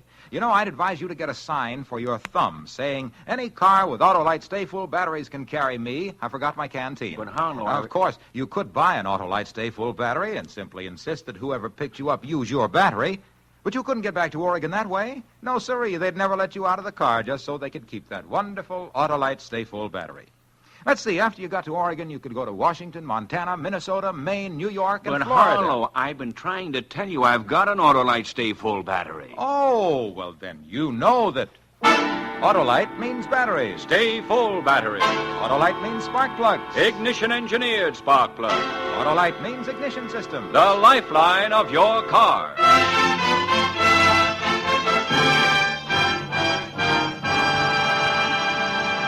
And now here again is Miss Lucille Ball. It's always a great pleasure to appear on Suspense, especially when the part is so unusual and exciting. That's right, Miss Ball. The part of Isabel tonight was very different from your regular radio role on My Favorite Husband. Plug? Why not? Why not? Something like, listen to Lucille Ball as Liz Cougat on My Favorite Husband every Saturday night. Over your favorite CBS station. All right? Wonderful. And I hope all of you will be listening next week when Suspense presents William Powell in a role that's also different from the parts he's been playing lately. He's playing a man who's just stolen $250,000 and then finds out that... But you'll hear about it next Thursday when Suspense brings you Give Me Liberty, another gripping study in... Suspense.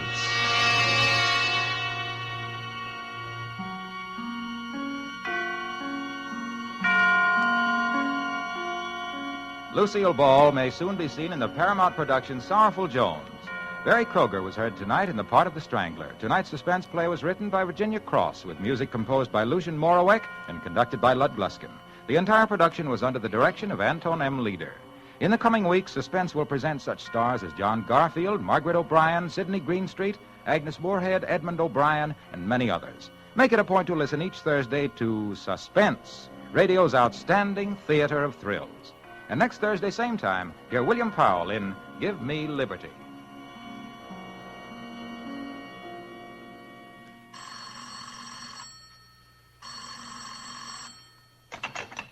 This is the Autolite Suspense Show. Here's your party, Miss Ball. We should all support our local community chest in their drives for funds. Money is badly needed for aid to the handicapped, child care, hospitals, clinics, and a host of other humanitarian services. Subscribe to your local community chest. Everybody benefits, everybody gives. Thank you. This is CBS, the Columbia Broadcasting System. Suspense.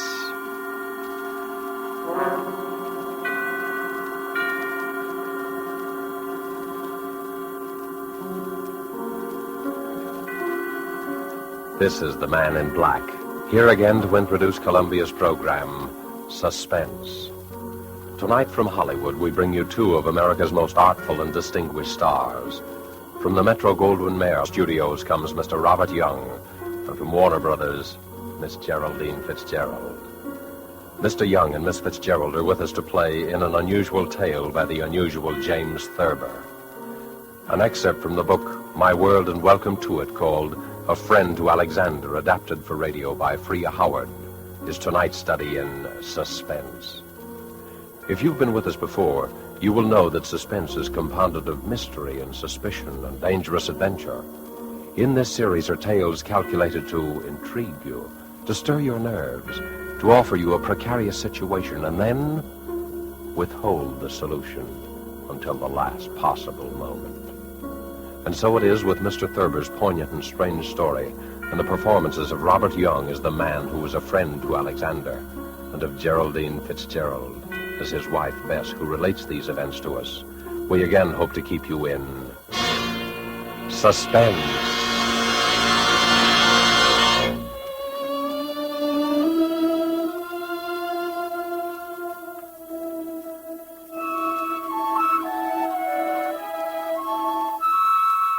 Harry was a laughing, happy-go-lucky fellow before he began to have those dreams. I guess he was pretty much like dozens of other men who go to work every morning, settle down in soft chairs with their newspapers after dinner, and like a weekend in the country now and then. He was fond of easy living and good times. Like everyone else, he talked of the war, rationing tires, and his golf scores. Until those nightmares began to plague him. At first, I was amused. You know, I've been dreaming about Aaron Burr every night. What for? Well, how do I know what for? Aaron Burr is a funny person to be dreaming about nowadays. Why? I mean, with all the countries in the world at war with each other. What's so funny about dreaming? Maybe you're upset. Well, everybody dreams, don't they? I don't see why you'd see Aaron Burr in your dreams. Well, I do. Where do you see him? Oh, places. In Washington Square, or Bowling Green, or on Broadway. Even here on 55th Street? Mostly downtown. I'll be talking to a woman in a Victoria, a woman holding a white lace parasol. Oh. And suddenly there will be Aaron Burr, bowing and smiling and smelling like a carnation, telling his stories about France and getting off his insults. Who is the woman in the Victoria? What? The woman. Who is she? Well, how do I know? You know about people in dreams, don't you? They're nobody at all, or everybody. Ah, but you see Aaron Burr plainly enough, though. I mean, he isn't anybody or nobody, or everybody. All right, you have me there, but I don't know who the woman is. Are you sure? What's more, I don't care. Maybe it's Madame Jumel, or Mittens Willett, or a girl I knew in high school. Who's Mittens Willett? She was a famous New York actress in her day, 50 years ago or so. She's buried in an old cemetery on 2nd Avenue. I've seen the tombstone. That's very sad. Why is it? Oh, I mean, she probably died young. Almost all women did in those days. He's a vile, cynical cad. I was standing and talking to Alexander Hamilton when Burr stepped up and slapped him in the face. When I looked at Hamilton, who do you suppose it was? I don't know. Who? My brother, Walter, the one I've told you about. The one who was killed by that drunk in the cemetery. Harry, I never could get that story straight. I've told you about it a dozen times. This drunk came up to him when his back was turned and... What was he doing in the cemetery? That's not the point. He was killed. That's what's important. And I loved him very much. I don't understand what... What's the use of telling you every time I mention it? You start asking the same questions. I understand now, dear. When you looked at Hamilton, he was your brother Walter. Yes. Harry, maybe maybe we ought to go to the country for more weekends. Weekends? Yes. I'm going to bed.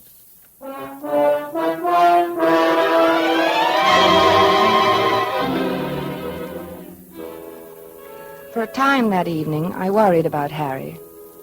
Not about his dream. Why shouldn't he dream? But I wondered about his health. He looked so worried somehow, so unlike himself. I was glad when he went to bed. A good night's sleep was just what he needed, I thought. How could I know? The next morning, we were quietly eating our grapefruit when Harry flung down his spoon. I wish he'd go back to France and stay there, him and his la-la. Who, dear? Oh, you mean Aaron Burr. Did you dream about him again? Yes, he said la-la to me. Why should he say la-la? I was at the tavern and we were drinking ale, and I said something funny. I don't remember what it was. Something amusing about what Ben Franklin had said to Washington once. It was one of those things, you know. No, I don't. Have some more coffee, dear. I don't want any coffee. I made this remark and everyone laughed. Everyone but Burr, that is. He sort of sniffed, and then he said, la-la. Well, why not? I mean, is there anything wrong about him saying la-la? It was the way he said it. He was sneering at me. They all noticed it. Who, dear? Who noticed The it? others, all of them. And Hamilton. I was there with Hamilton. It was swell until Burr came in. Aaron Burr. I don't see why you dream about him all the time. Don't you think you should take some luminol? I'm not sick, I tell you. I know what I'm dreaming. I just thought, well, it's always Burr, and that seems odd. Well, why? Why shouldn't I dream about Burr if I want to? But you don't want to. No, but I can't help it. Everywhere I go with Alexander, sooner or later Burr shows up and makes those nasty remarks. Last night he elbowed Alexander out of his way. Did it deliberately. Alexander? Hamilton. Oh, Alexander Hamilton. Yes, goodness knows I'm familiar enough with him by this time to call him by his first name. Harry, you know, we might go to the old Drovers Inn this weekend. You like it there. Hamilton has become not only my brother, Walter, but practically every other guy I've ever liked. Don't you like the old Drovers Inn anymore? Isn't it natural that Hamilton should represent my brother and guys I like? That's natural, isn't it? Yes, I suppose it is. Well, then why are you looking at me like that? You know, dear, I wish you'd go and see Dr. Fox. I don't want to see Dr. Fox. I want Aaron Burr to stop sneering at me in my clothes. He looks at me and his lips curl up and he says, La, Mr. Andrews, what odd taste you have. I wish you'd go and see Dr. Fox. I'm going to the zoo and feed popcorn to the rhinoceros. That makes things seem right. For a little while, anyway.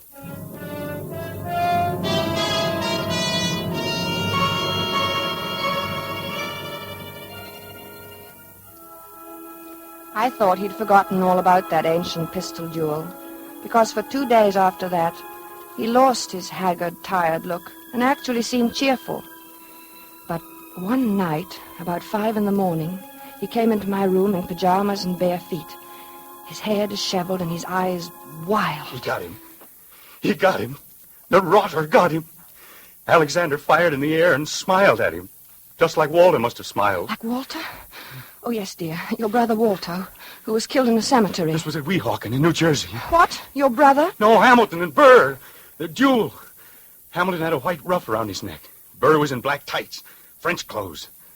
Alexander lifted his pistol and fired in the air and then smiled at Burr. And then that fiend from hell took deliberate aim. He took so long. He meant to take his time about it. I saw him grin. And then he pointed his pistol at Alexander and fired. He killed him in cold blood, the foul scum! Oh, darling. Don't, darling. Here, dear. Take some of these pills. I don't want any. Oh, take it. You'll feel better. I don't want any, I tell you. Here, darling. Swallow. Please, swallow. All right. There. That's better. The cad. The rotten, sneaking cad. He grinned just as he fired. And Alexander clutched himself at the stomach. Then shook his head and tried to walk forward. Then he fell. With his mouth open as though he wanted to say something. And Burr stood there, grinning.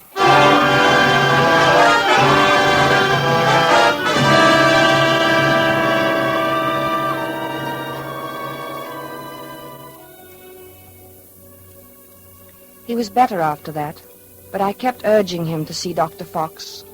At first he refused, but later he decided to humor me. He was humoring me by this time, and Dr. Fox, too.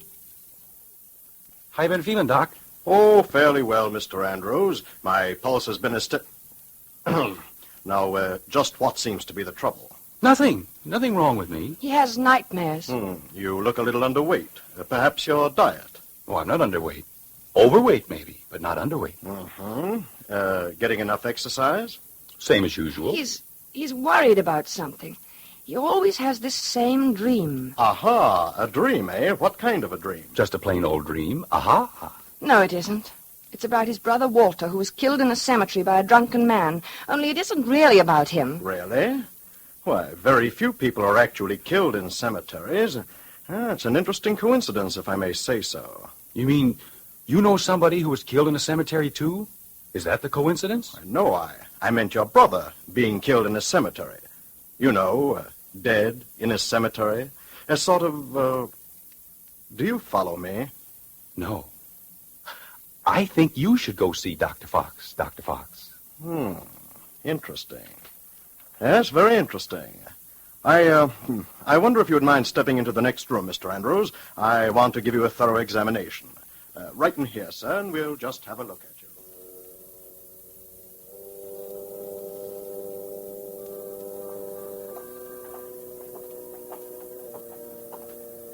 Well, I hope you're satisfied. You heard what he said. There's nothing the matter with me at all. I'm glad your heart is so fine. He said so, you know. He said your heart is fine. Sure, it's fine. My heart's fine.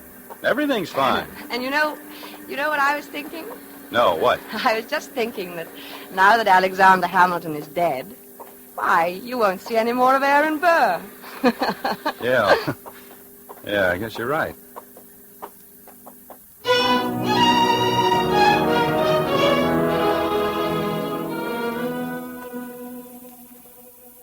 But I was wrong. Aaron Burr did not leave my husband to sweeter or more peaceful dreams. Harry said nothing about it for several mornings, but I could tell he was still being tortured by those ghosts.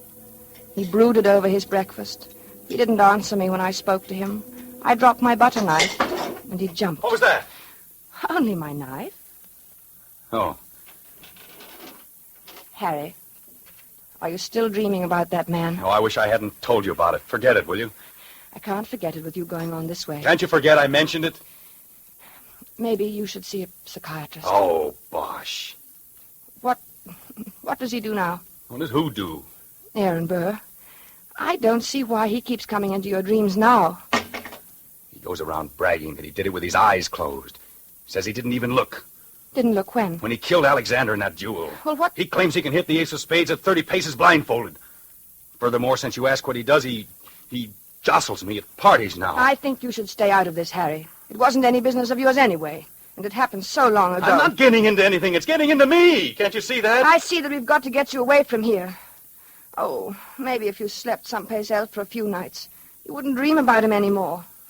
I don't know. Let's go to the country tomorrow. We'll stay at the Lime Rock Lodge.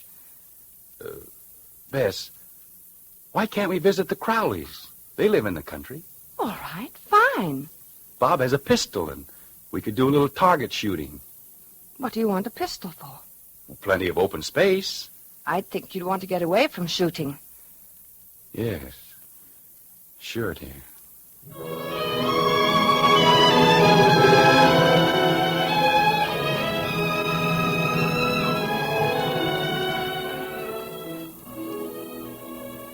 The vacation seemed a success at first. When we arrived at the Crowley's house in the cab, I thought I'd left my suitcase at the railroad station. Harry laughed his old normal laugh for the first time in many days as he found the bag and handed it to me. And then he leaned over and kissed me. Good old Connecticut. Oh, Harry, this is wonderful. Oh, we'll have a grand time, Bess. Yes, dear. Hello, Bess. Hi, Harry. Here they come. Good old Bob. Remind me to tell him that rabbit joke. Hello, Madison. I'll take your bags, Mr. Andrews. Thank you, Madison. Good to see you. Thank you, sir. Hello there. Bess, what a wonderful Well, day. Bob, Hi, how's the Bess. old country squire? Oh, fine. How have you been? Never better. Boy, it's good to be here. Hello, Alice. Well, you too. I'm so glad you've come. It gets kind of dull here in the hinterland. Oh, I'm glad, too. Say, wait till you get one of our extra special cold martinis into you. You'll feel ship-shape. Still know how to mix them, huh? Better than ever. Get lots of practice these long country winters.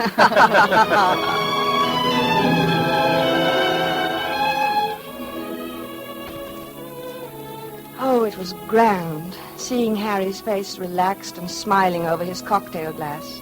When I went to bed that night, I felt that at last that nasty old business of the dream was over, and I was happy. But when I woke the next morning, I saw my husband lying rigid on his back, staring at the ceiling. One Henry Andrews, an architect. What's the matter, dear? Nothing. Oh, why don't you go back to sleep, Harry? It's only 8 o'clock, and this is the country. One Henry Andrews, an architect. What are you talking That's about? what he calls me. Calls you who? One Henry Andrews, an architect. He keeps saying in his nasty little sneering voice, One Henry Andrews! Harry, please don't yell. You'll wake the whole house. It's early. People want to sleep. I'm beneath him. I'm just anybody. I'm a man in a gray suit. Be on your good behavior, my good man, he says to me. Or I shall have one of my lackeys give you a taste of the riding crop. Why should he say that to you? You ask me why. He wasn't such a great man, was he? I mean, didn't he try to sell Louisiana to the French or something behind Washington's back? He was a traitor. Then why worry what he says? He was a scoundrel, but a very brilliant mind. I was in hopes you weren't going to dream about him anymore. I thought if we came up here... It's him or me. I can't stand this forever. Neither can I.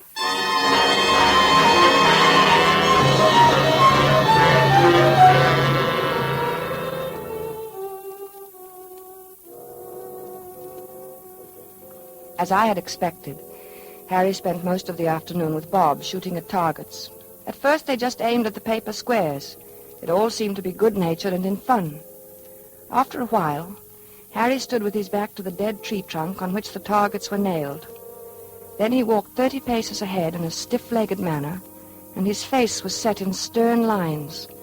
His revolver was at arm's length above his head when he turned suddenly and fired. Bob dropped to the ground, scared. Hey, what's the big idea, Harry? But Harry didn't answer. He started to walk back to that dead tree trunk again. Then, with his back to the target, he began marking off the 30 paces. Bob called to him. I think they kept their arms hanging straight down. I don't think they stuck them up in the air. But my husband continued to count off. At the 30th step, he lowered his arm, wheeled about suddenly, and fired from his hip. Hey there, watch out! 2 of the shots missed the tree, but the last one hit it. Like a mechanical man or someone in a trance, Harry began to walk back to the tree again without a word, his lips tight, his eyes bright, his breathing coming fast. And look, it's my turn! But Harry about-faced and stalked on. This time when he fired, his eyes were closed. Poor Bob didn't know what to make of this strange behavior. Hey, good heavens, man, give me that gun, will you? Without a protest, Harry let him have it. For the first time, he spoke. I need a lot more practice, I guess. Well, not with me standing around. Come on, let's get back to the house and shake up a drink. Gee, I've got the jumps. I need a lot more practice.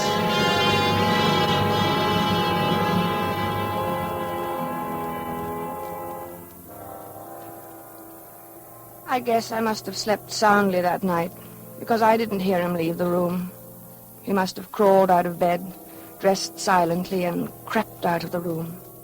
The sun was just coming up, and the light was hard, and the air was cold. Then I heard the shots. I threw on a dressing gown and ran downstairs. The Crowleys were in the hall. Oh, good heavens, Bess. Is Harry all right? It sounds like it. Where is he? What's he doing? It sounds as though he's out behind the studio shooting. Alice. Oh, now, take it easy, Bess. Bob will go out and get him. Maybe he had a nightmare or walked in his sleep. No. He never walks in his sleep. He's awake all right. Well, let's go down and get some coffee. He'll need some. Yes, I'll need some, too. Hey, what the dickens is the matter with him, anyway? I don't know. I'm so sorry. Bob, you go get him. At your service, madam, alive or dead. Bob, stop it. Okay, I'll do my best. Come on, Bess. We'll go to the kitchen. What's that noise? Where? In the kitchen.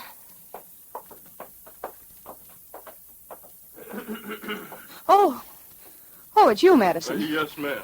Well, you're shaking. I was just wondering, ma'am. No, it's all right, Madison. You go on back to bed. Clothita was scared, ma'am, and I thought... Well, you tell Clothita that it's all right. Mr. Andrews is shooting a little. He couldn't sleep. Yes, ma'am. Yes.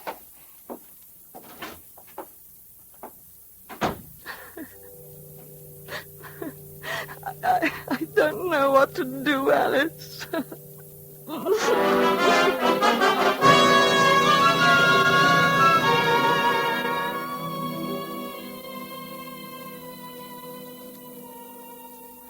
I guess the Crowleys were relieved when the cab came to drive us to the station early that day. Their maid had threatened to leave. The neighbors were complaining about the early morning disturbance, and their own nerves were ragged. Boy, I'll need a drink after that. Yes, and make mine a stiff one. Gee, I'm sure glad he's gone. Well, it was either he or Clothita. You can't afford to lose a good cook these days. Say, what do you think's the matter with him? I don't know. It's what Clothita would call the shoots, I guess.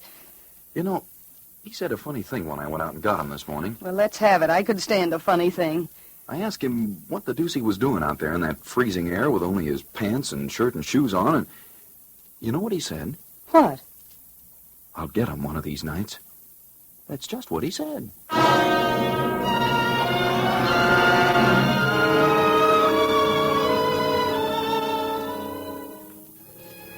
By this time, I was really frightened. When we returned to the city, Harry was a picture of gloom. Our first night back, I looked at him as he lay on the chaise longue in my bedroom in his blue dressing gown, smoking a cigarette. He was haggard and tired, and he kept biting his lower lip. I mixed a scotch and water nightcap for him. No, thanks. No liquor. I need a steady hand. Watch my hand. Does it tremble? No. Is it steady? Yes, very. That's good. That's very good. You need a steady hand, you know. For what, dear? Oh, things.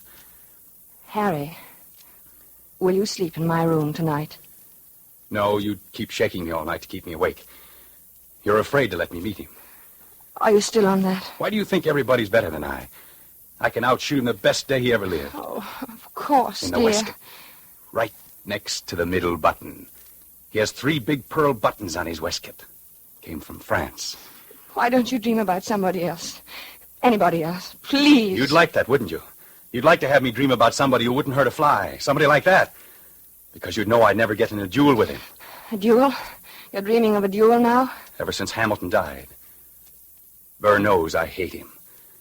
It's nearly over now. Harry. It's him or me. I'll get him, the rotter. But, Harry... I know I'll get him. You see, I have a modern pistol. He has to use an old-fashioned single-shot muzzle loader. Is that quite fair? Fair? What do I care if it's fair or not?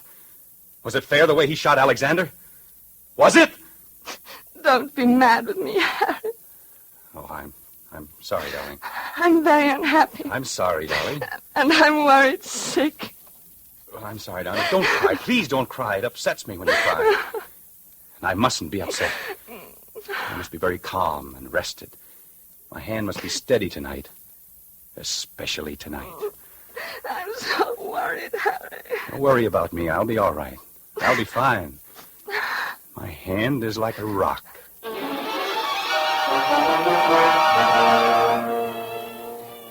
Later, when I kissed him goodnight, I knew it was really goodbye. He didn't say anything, and neither did I. It's just that he seemed so far away, in another world. And each moment I felt that he was becoming more and more remote. Something told me he wasn't coming back. I couldn't sleep. After an hour of tossing and turning, I went to Harry's room. He was sleeping peacefully. I sat down in his chair and watched over him for a long while. Then, finally, I must have fallen asleep. A beautiful morning. It was about 5 in the morning when I awoke. Harry was talking in his sleep. Ah, yes, the doctor. Good of you to come, Doctor. Yes, often misty at this hour. Harry. Are they loaded? Splendid. Harry, wake up. Yes, I'm perfectly ready. Is Mr. Burr? He is? Good. Shall we proceed? No, I do not care to make a statement. Very well. Yes, I understand perfectly. 10 paces. Turn and fire at the dropping of the handkerchief. Yes, 10 paces. Harry. Thank Harry. you for acting as my second, Mr. J. Of course, extremely good of you. Very well, then I'm quite ready. 1, 2, 3, Harry. 4, Harry, please. 5, Don't, Harry. 6, 7, 8, 9, 10. Harry. Harry, dear. Harry.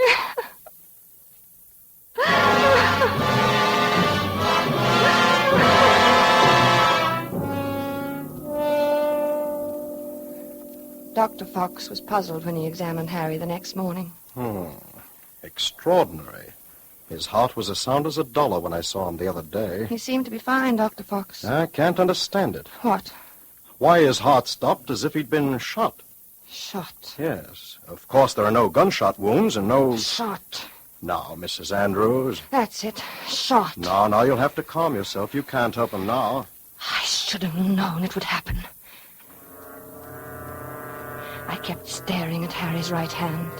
The 3 fingers next to the index finger were closed stiffly on the palm, as if gripping the handle of a pestle. The taut thumb was doing its part to hold that invisible handle tightly and unwaveringly.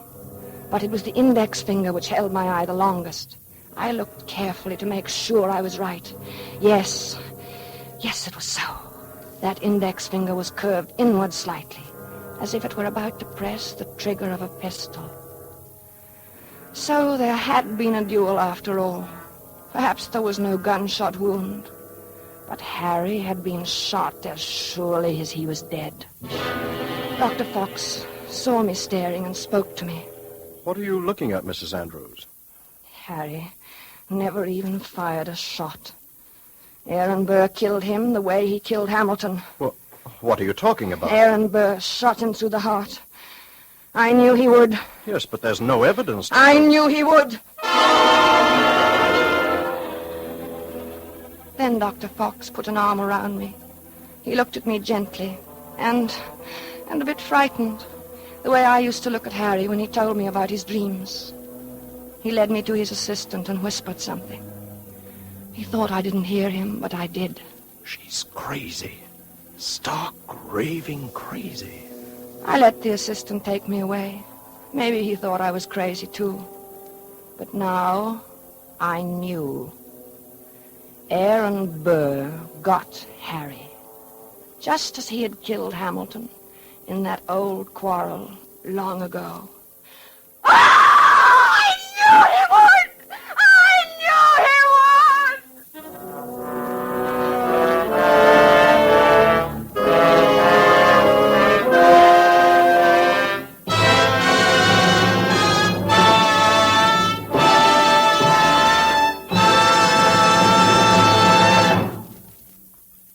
And so closes A Friend to Alexander, starring Robert Young and Geraldine Fitzgerald.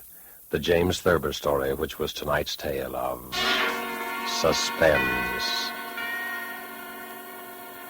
The producer of these broadcasts is William Spear, who with Robert Louis Cheon, guest director, Freya Howard, author, and Bernard Herrmann and Lucien Marowik, conductor and composer, collaborated in presenting A Friend to Alexander. Now CBS is pleased to announce that beginning August 17th at 10 to 10:30 Eastern Wartime, Mr. Robert Young, whom you've heard as star of tonight's Suspense, will begin a brand new CBS series entitled Passport for Hunter. Passport for Hunter will bring you each week the adventures of an American newspaper reporter among the people of the United Nations. Next week's broadcast will be written and directed by Norman Corwin, with music by Bernard Herrmann. And the stars, we have said, will be Robert Young. This is your narrator, the Man in Black, inviting you to be with us next week at this same time when, with Miss Agnes Moorehead and with a repeat performance by popular request of the play called Sorry, Wrong Number, we again hope to keep you in suspense. This is CBS, the Columbia Broadcasting System. Now, Roma Wines presents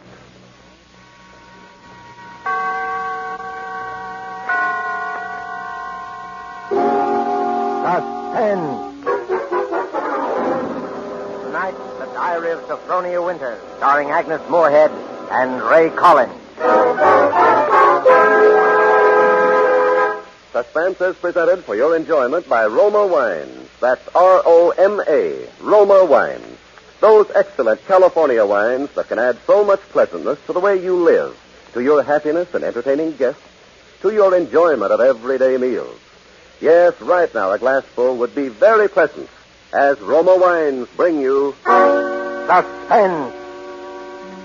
This is the Man in Black, here for the Roma Wine Company of Fresno, California, who tonight from Hollywood bring you as stars Miss Agnes Moorehead and Mr. Ray Collins. Miss Moorehead and Mr. Collins will appear in A Study in Terror, written especially for them and for Suspense by the distinguished radio playwright Lucille Fletcher. But before we take you to the scene of our drama, let's conjure up a scene of our own. Let's imagine ourselves in sun-drenched Havana, dining in the gay Club Montmartre. As you listen to the music, you put down your wine glass to tell our host how much you enjoy his hospitality. Part of the credit belongs to Cuba, he smilingly acknowledges, but part of the credit belongs also to your country for producing this excellent wine, which adds so much to our enjoyment. For this is Roma Wine from California in your own USA. Now, it is a fact that connoisseurs of many other lands know the excellence of Roma wines, made in famous wineries located in the heart of the choice wine districts of California. But millions of Americans also know these things and have made Roma by far America's largest selling wines. Here at home, Roma wines are truly inexpensive. No duty, no overseas shipping costs to pay. And for only pennies a glass, your meals, your entertaining can have the added delight of superb Roma wines.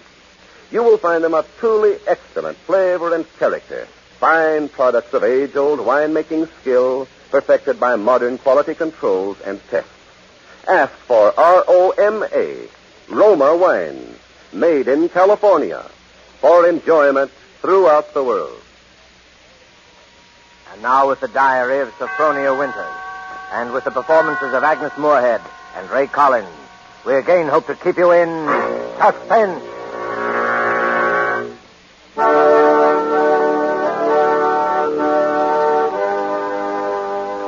February 1st, St. Petersburg, Florida.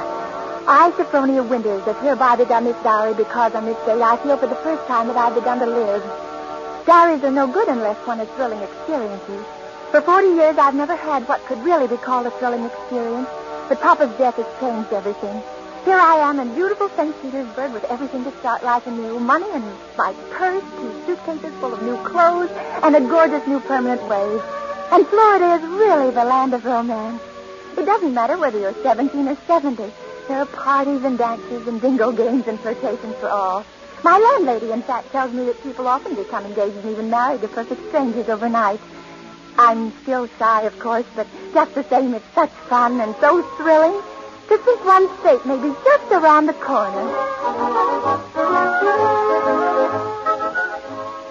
February 3rd.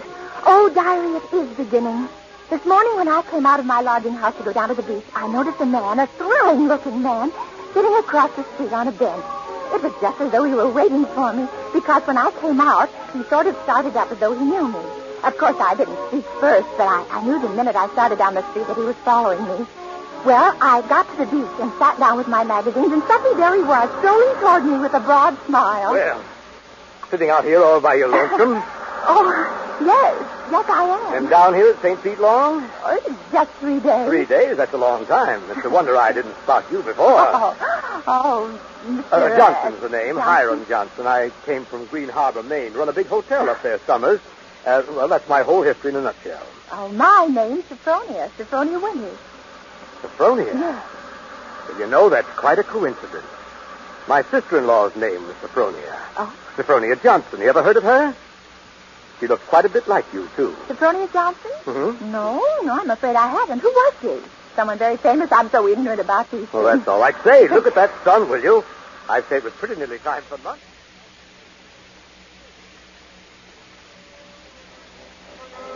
You know, Sophronia, is kind of mysterious, us finding that 9-point starfish on the beach together. My sister-in-law, Sophronia, used to collect 9-point starfishes. To think your name's Sophronia. You find a 9-point starfish with me. Well, it kind of draws us together, huh? Diary, darling, he is wonderful. Strong, kind, warm-hearted, so generous. I feel as though I knew him completely, as though I'd known him all my life. What's the good of waiting, Sophronia? I've got to be back at the hotel in a week. We may never see each other again. Oh, Hiram, don't say that. I couldn't bear it. Then let's do it right away, tomorrow. There's a parson out on Coral Avenue who'll do the job for us. We can take a nice moonlight drive out to the alligator farm. Afterward, have a nice shore dinner. Then climb on board the Orange Blossom tomorrow night from Maine. Maine. Oh, it's all so wild, so mad, so thrilling. But what would your family think? Wouldn't they be shocked? Oh, my family's all dead. I'm my own boss. I'd have to help you run that big hotel. I wonder whether I could do it, meeting all those people. Oh, don't worry about that. Just think of Maine. The big dark pine woods, the sand, the bay. The two of us alone together. The two of us alone together.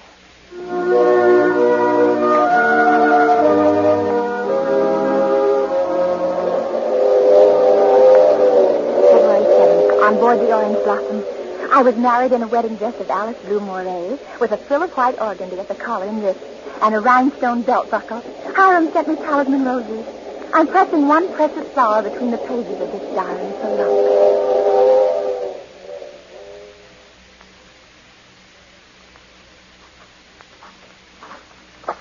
We'll see it beyond this bend in a couple of minutes. Bags heavy? No, not particularly, dearest. Oh, I can't get over that taxi man at the station. Imagine his insolence, saying he didn't want to drive us. There's the place. Oh, wait a minute. I don't want to look until I put down these bags. Now, where? There. Through those big pines. Oh. It is big, isn't it? 125 rooms. So many fire escapes and balconies and porches and towers. I stayed in a hotel like that once years ago with Papa. It was very fashionable. And... My grandfather built that place 50 years ago. It hasn't been changed much since. No. Of course you put in modern plumbing. Not yet. Well, here we are. Walk in. What's that? Just a foghorn out in the bay. Fog? We get it almost every night in this kind of weather. What are you locking the gate for? Why not? There's nobody coming in after us. Or going out again for a while. So I thought you said the hotel... The hotel's empty. Hiram? What is it now? Hiram, darling, I know it sounds silly, but let's not go in there tonight. Let's wait until morning. Why? Oh, just because it's so dark and empty. There's not a light in the whole place, and no one's expecting it. What will we eat, and where will we sleep? Let's stay in the village just for tonight. I've got things to eat, the place to sleep. Come on. Oh, my arm, Hiram! Hiram! You remember my telling you down in Florida about my sister-in-law, Sophronia? Well, that's her, over there on the wall. Take a look at her. Hiram, darling, just now you hurt me. Do you realize that? You twisted my arm. I said take a look at her. Tell me what you see. Well, the glass is very dusty. She must have died many years ago. But her face is sweet. It's very sweet. Her eyes, something very sad and wistful about her eyes. She was a murderess. She was hanged in Portland 25 years ago for the murder of my brother Ephraim. Here in the lobby of this hotel. She murdered him in cold blood with an axe. That fire axe hanging over there on the wall. It was a summer day. There were guests sitting on the front porch in the rockers. It was just after lunch. My brother Ephraim was sitting at the desk counting his loose change. My mother was crocheting an antimacassar in that old wicker rocking chair. Sophronia came downstairs, humming a hymn. Oh, don't, Hiram. Please, don't tell me anymore. Why not? Well, it makes me nervous to hear it like this in this big, shadowy lobby. And your eyes, Hiram. Hiram, you're acting so strange. What's the matter with you, Hiram? I know it was a terrible tragedy, but it happened 25 years ago. Don't touch me, Sophronia. Don't touch me. Do you remember what I said to you in Florida? What did you say? Well, you said a million sweet and wonderful things to me, Hiram. I said you resembled my dead sister-in-law. Looked at her again. Look at her closely. Sophronia. Why? Oh, no, I can't. It's too horrible. I can't look at her face with any pleasure now, knowing she was a murderer. You're afraid to look, is that it? No, not afraid. You... Please, my arm. Oh, very well. I'll look. Now, stand there quietly. Like that. Take off your glasses. That's all I wanted to see. That's all I wanted.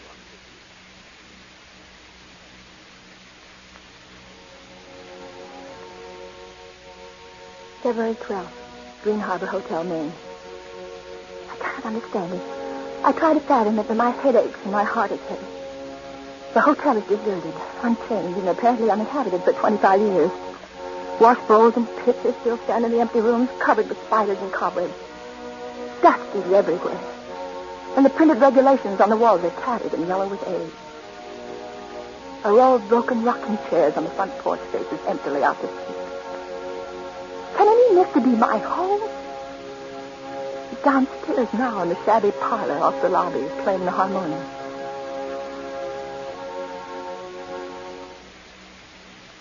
Sophronia? Yes? Yes, Harold? Sleeping? No, dear. Well, why is your door locked? Come out. I want to show you around the place. It's all right, dear. I've seen it. I've seen just about everything. No, you haven't. You haven't seen the grounds at all. The grounds?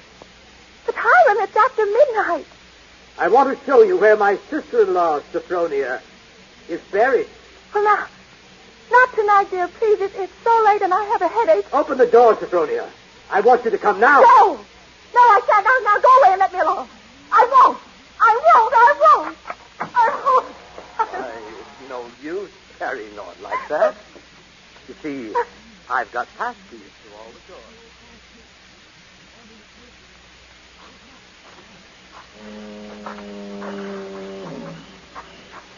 And beyond, where those 4 birches are standing, is where my sister-in-law, Sophronia, was laid away 25 years ago. It was the biggest funeral in the neighborhood. Folks crowded outside the gate by the dozens trying to get a look, but we wouldn't let them.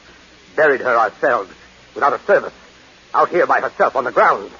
Ephraim is buried in town, but not Sophronia. I had a feeling that I'd have to keep an eye on her even then.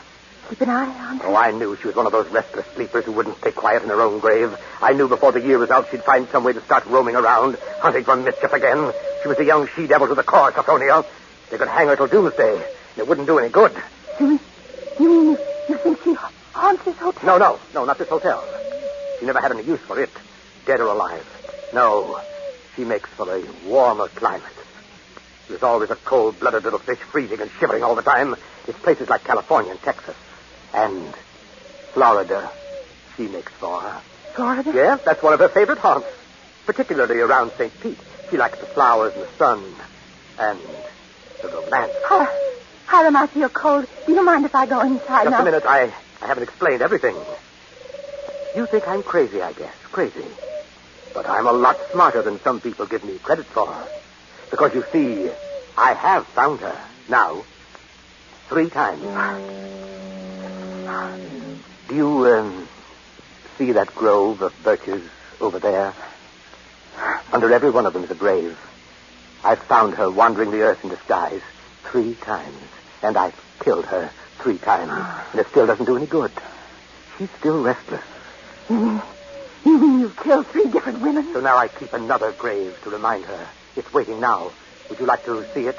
Sophronia? No, Hiram, no, please. Are you afraid to see it, No, Sophronia? Hiram, you don't mean to say this. Did you think just because my name happens to be Sophronia that, and that I look a little like... Think what, Sophronia?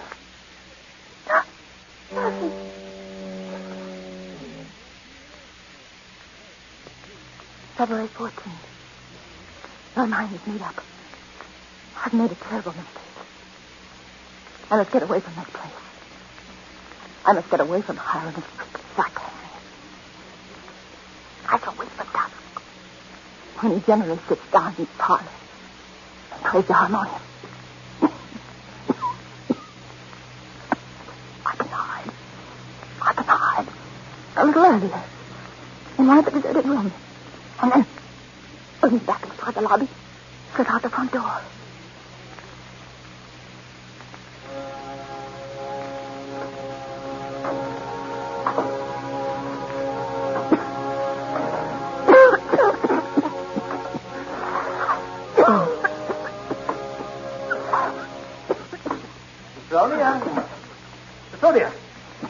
Sophronia!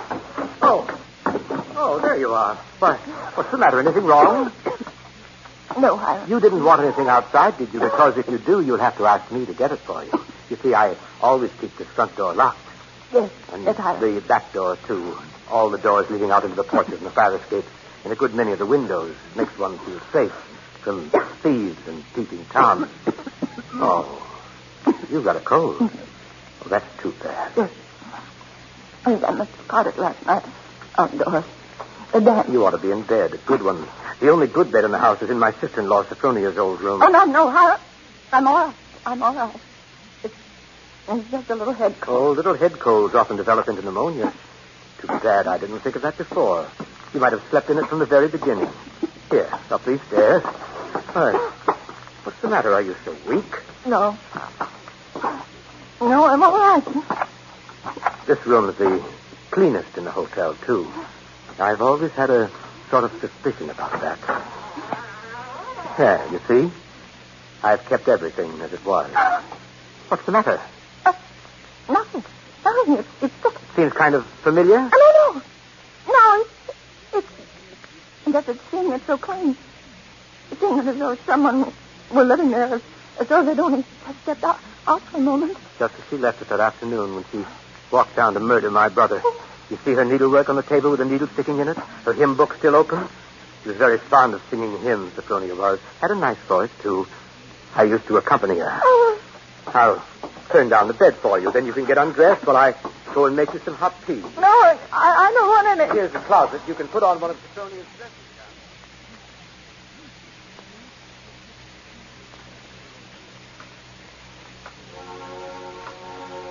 Darling, I'm beside myself. I shall go mad. 2 hours have passed since she locked the door on me. Night has fallen. I'm alone. Alone in this horrible room with its hideous little mementos of death. I'm sitting here at her little wicker table, trying to be calm, trying to write this. Somehow, when one writes about a thing, it doesn't appear so real. My hand is just brushed against her needlework, her hymn book. I can't bear having them near me. I must get them out of my sight anywhere in that closet of your drawer. Ready for your tea? No. Yes, Hiram. Oh, why aren't you in bed? You'll take worse colds, you know. Well, I'll get in bed in a minute. First, Brushing up on your needlework again. My needlework? You've got it in your hand. Have I? Oh, yes, so I have. Oh, but I wasn't working on it, Hiram. I swear I wasn't. I've never done a stitch of needlework in my whole life. I don't know one embroidery stitch from another. Now, let me show you. Look. I don't even know how to hold the needle. No, get into bed, Sophronia. You'll see that... Before we go on, Hiram, before you go on thinking, we've got to have an understanding. You've got to let me explain. I was born in 1892 in Kalamazoo, Michigan. My name is Sophronia, that's true, but they name lots of people Sophronia. I was named for my grandmother. She just died. Yeah. Oh, no, you've got to listen to me. I lived in Kalamazoo all my life. My father was vice president of the Kalamazoo First National Bank. Everybody in town knew him, and they know me. If you'd only just write a letter or send it, why, I've never heard of Green Harbor my whole life. I never went anywhere. No. For almost 10 years, I stayed home day in and day out, nursing Papa. He had a stroke. I was not in the house. It was a He shudders.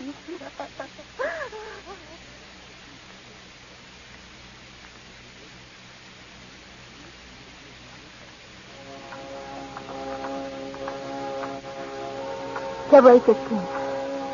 So I live only from moment to moment. Listening to each creak upon the stairs. Oh, my cold is growing worse. I've been in bed all day. It's night now. The foghorn has begun to blow again.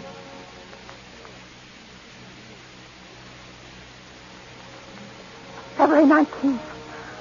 I woke up early this morning after a wretched night, and the date was burning in letters of fire in my brain. If he's planning to kill me, it'll be today. But the hours have been crawling on. It's almost midnight. Why does he torture me like this? I would rather be dead than sit here in this room one moment longer. If he doesn't come in 5 minutes, I shall force him to come. I shall beat on the door. No. Brother, let me sit quiet praying that he doesn't come. Oh, I want to live. I want to live.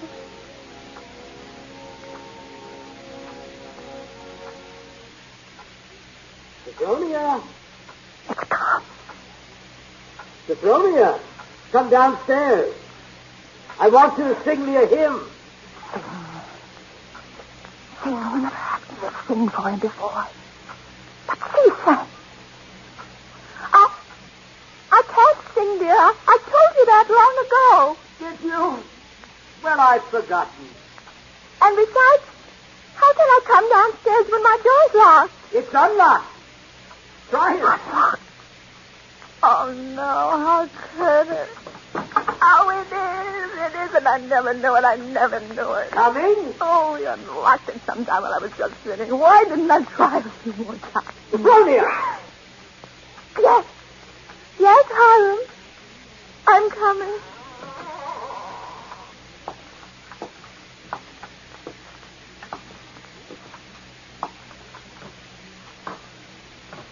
Hiram? Where are you? In here. In the parlor. What are you doing there, Hiram? Waiting to hear you sing. You're at the harmonium? Yes. All right. I'll sing. I haven't sung years, but I might as well. I'll sing for you out here in the hall. My voice will carry better. It always did carry better in the hall, didn't it, Sophronia? So you remember that, too. Of course, you know both the front and back doors are locked. Yes, Hiram, dear. Shall I sing, too, Sophronia? Would you like me to sing along with you? If it pleases you, Hiram. Work for the night is coming. Work in the morning sun. Work for the night is coming. When man's work is done. Work while the daylight darkens. Work in the summer sun. Work for the night is coming.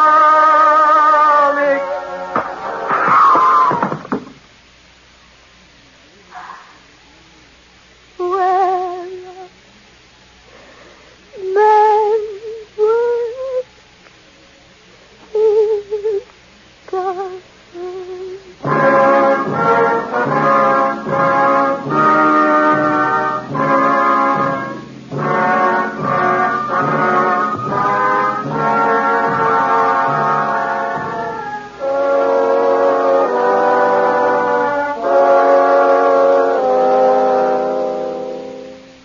There's only one more page. Shall I read it to you? Yes, go ahead. March 22nd. I've been sick, I think, for a very long time. The pages of my diary are blank, but I shall take you out again, poor diary, today and start you over again. No, I shall never look back at the other pages. I shall only write on and on about this nice, quiet place so that no one reading this diary will ever know that I did it.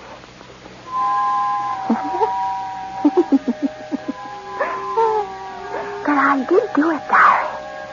I was smarter than he. When I opened that door at the head of the stairs and heard the music, and I saw the fire axe still hanging on the wall. I was so cautious, so terribly cautious. I tiptoed like a little mouse, even as I sang the hymn into that room where he was playing. If the reflection of that axe had so much as glimmered across the wood, if he had turned, but I was clever, so much cleverer than he. I kept on singing. And now I'm free. Free as a bird. I'm free and he shall never catch me now. Not this time or ever again. Because he's dead. Isn't he, Nurse? Nurse. Isn't my dear brother-in-law, Hiram, really dead? Yes, miss, he's dead. And now I'll thank you to hand me over that diary. The doctor doesn't approve of the patient's writing anything.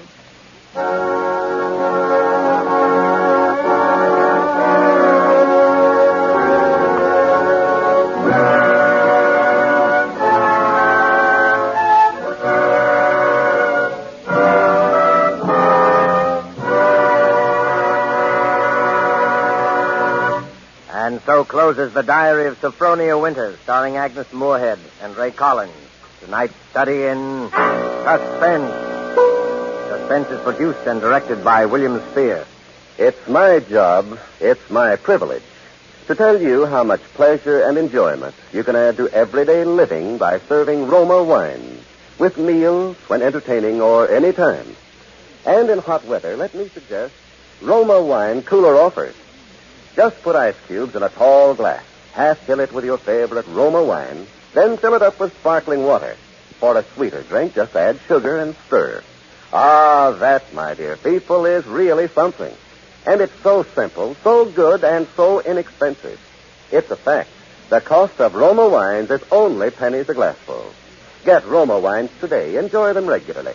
If your dealer is temporarily out, please try again soon. Just be sure you ask for R-O-M-A, Roma wines, America's largest selling wines, made in California, for enjoyment throughout the world. Agnes Moorehead appeared through the courtesy of Metro-Goldwyn-Mayer and is currently being seen in their production, Dragon Seed. Next Thursday, same time, in an unusual feature performance, Suspense will bring you, in his first appearance as an acting storyteller, the noted American novelist and playwright, Mr. Ben Hecht. Sharing honors with Mr. Hecht as star of the performance will be Mr. Frederick March. You won't want to miss hearing Frederick March and Ben Hecht in Actor's Blood, which will be next week's tale of Suspense. Presented by Roma Wines, R-O-M-A, made in California for enjoyment throughout the world.